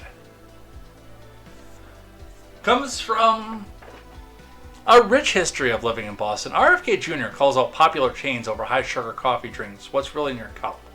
Now, the messaging on this is important because it's not necessarily that he called out Starbucks and everything else, but he specifically in his messaging was talking about Dunkin'. RFK Jr. puts Dunkin' on notice. Massachusetts government says come and take it. Like, dude, of all the companies that you could come back out and call out on this one, Bobby, you're from Boston. Dude, you know as well as I do from living there over 2 years. I mean, you grew up into this one here. There's a Dunkin' Donuts on literally every corner when you go by. Massachusetts, runs on Dunkin'. It is the fuel and the lifeblood. Now, what RFK is saying, and I'm going to push back on Maura Healey on this one too. What RFK is saying is not just stop selling stuffed Dunkin' Donuts. It is the fact that a lot of the stuff that they have on their menu is hugely oversugared and overdone. And yes, there is a push for obesity off of this. And I will come full admission about my habits at Dunkin' Donuts as well, because I still love Dunkin' Donuts. I do. But the fact of the matter is, there's been a major difference in how I take my Dunkin' Donuts now versus how I did when I was getting it more all the time, more every day. Because now it's like a treat to me. I have Dunkin' Donuts like once a month at this point. So I get something that actually tastes really good, some sort of specialty that they have on the menu. When I was getting Dunkin' Donuts every day, coffee with a lot of cream and a little bit of sugar, iced usually, was my thing. Not the over-sugared stuff that they put out now, but just a little sugar, a little bit of cream. Well, a lot of sugar, a little bit of cream. No, I have that backwards. A lot of cream, a little bit of sugar. That's how I did it. A lot of cream, a little bit of sugar, and you're out and then you're on your day. In fact, at the coffee house down the road, I started out having their fancy drinks, but even now, I just go in there now, and I would prefer a lot of cream, a little bit of sugar. Take it and go. Once in a while, a fancy latte or an Americano, but for the most part, just give me your regular drip coffee, sugar and cream. I don't think you should be outright banning this. I do think, though, on Bobby's behalf, I do think that, yes, there should be more transparency about the sugar levels of what's in the fancy drinks on the menu, because a lot of them aren't being made in their traditional way either, and being made in a way that does increase the sugar content of them. You know, a latte is coffee and steamed milk. Maybe a little bit of sugar for taste, but it's just for the most part coffee and steamed milk. But I'd be willing to bet that if I cracked open the recipe, there's well more sugar in the Dunkin' latte than there is at a regular coffee house. So, but yeah, to hear Bobby Kennedy go back and dog on one of Massachusetts' biggest industries, that was a little bit weird. Alright, let's do a couple things that I like, and then we're going to head out of here. And it's only going to be a couple, because we're at 2:05, and I've really got to pee. That's actually what's driving, well, not just what's driving me out of here. I got a lot of stuff here I still have to accomplish around the house, and I go back to work tomorrow, but I also really have to pee. So, a couple things that I like. Most of you know that I did, when Palm and I first met, a playthrough of Pokemon Leaf Green, which I finished up a little bit before we bought this house.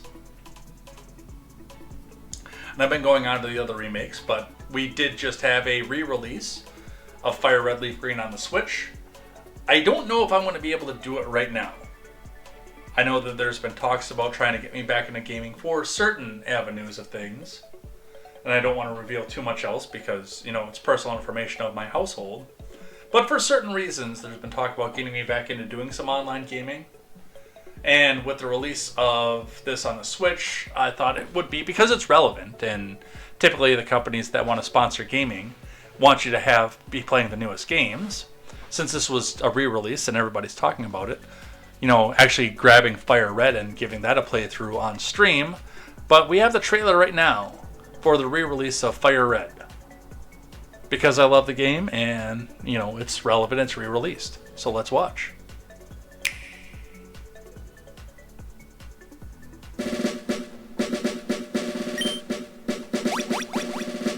It's all text, there's no speech.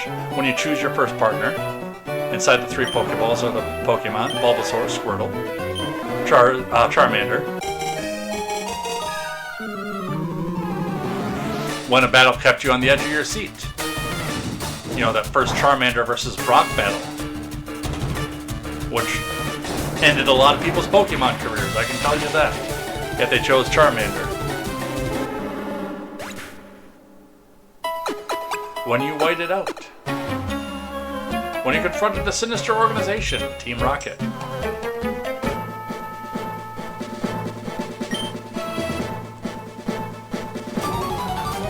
And then the final battle with your rival. That you didn't expect because you thought the Elite Four was going to finish it. When you encountered a legend and the Mewtwo, waiting to see if it got captured or not.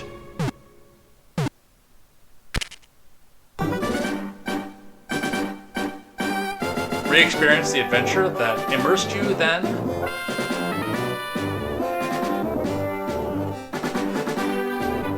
Looks like they're putting it out in widescreen too.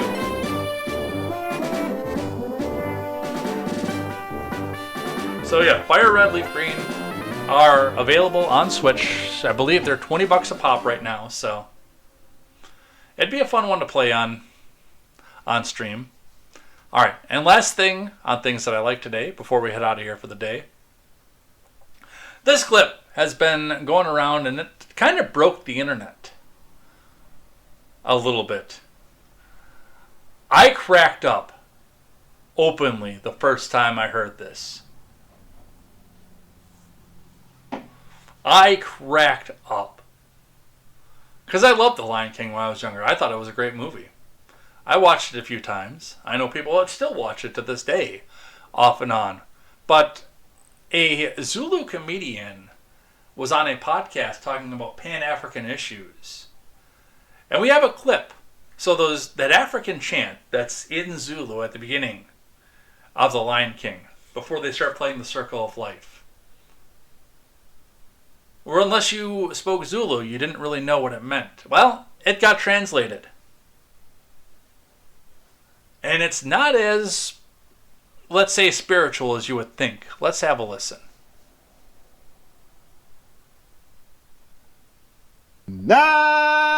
Ingonya bagiti baba. Ingonyama. Is that Zimbabwe? That's Zulu. That's South Africa. What does it mean? It means, look, there's a lion. Oh my God. You're joking. That is not what that means. That is not what that means. That's exactly what it means. That's what it means. Look, there's a lion. Oh my God. Oh my God. Look, there's a lion. Oh my God. It's a lion.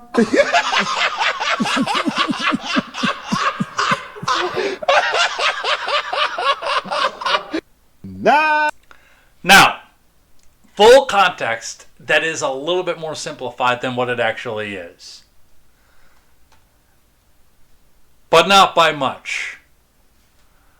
So, My Modern Met actually commented on this. Here's what the opening lyrics in the Circle of Life song from The Lion King mean in English. And they do address what was on the podcast. Conversation by athlete turned commentator Akbar Bajabayamila and comedian Godfrey. As hosts of podcast 154, which explores Pan-African culture and identity, they pondered this topic during a recent episode after trying to remember the lyrics and not getting them quite right. Their guest, Zimbabwean stand-up comedian Learn More Joan, recites them in Zulu. Curious, the host asked to explain what the lyrics meant. Joan translates to, "Look, there's a lion, oh my God," which makes the host burst out in laughter. We saw that. So, Modern Met goes on to explain the lyrics to that verse go, Nans ingonyama bagithi baba, sithi ingonyama siyo nigoba, ingonyama nengu enemabala. So a more comprehensive and literal translation would be, here comes a lion, Father. Oh yes, it's a lion. We're going to conquer. A lion and a leopard come from this open place. It's the spiritual translation, but in common parlance, especially since it seems, and I did read some more about this, that the word for God and Father are similar enough in the Zulu language that that's where it comes off of, is yes. Look, it's a lion. Oh my God.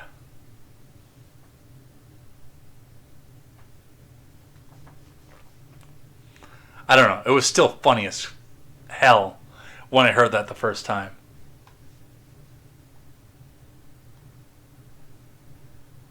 Luke, it's a lion. Oh my God.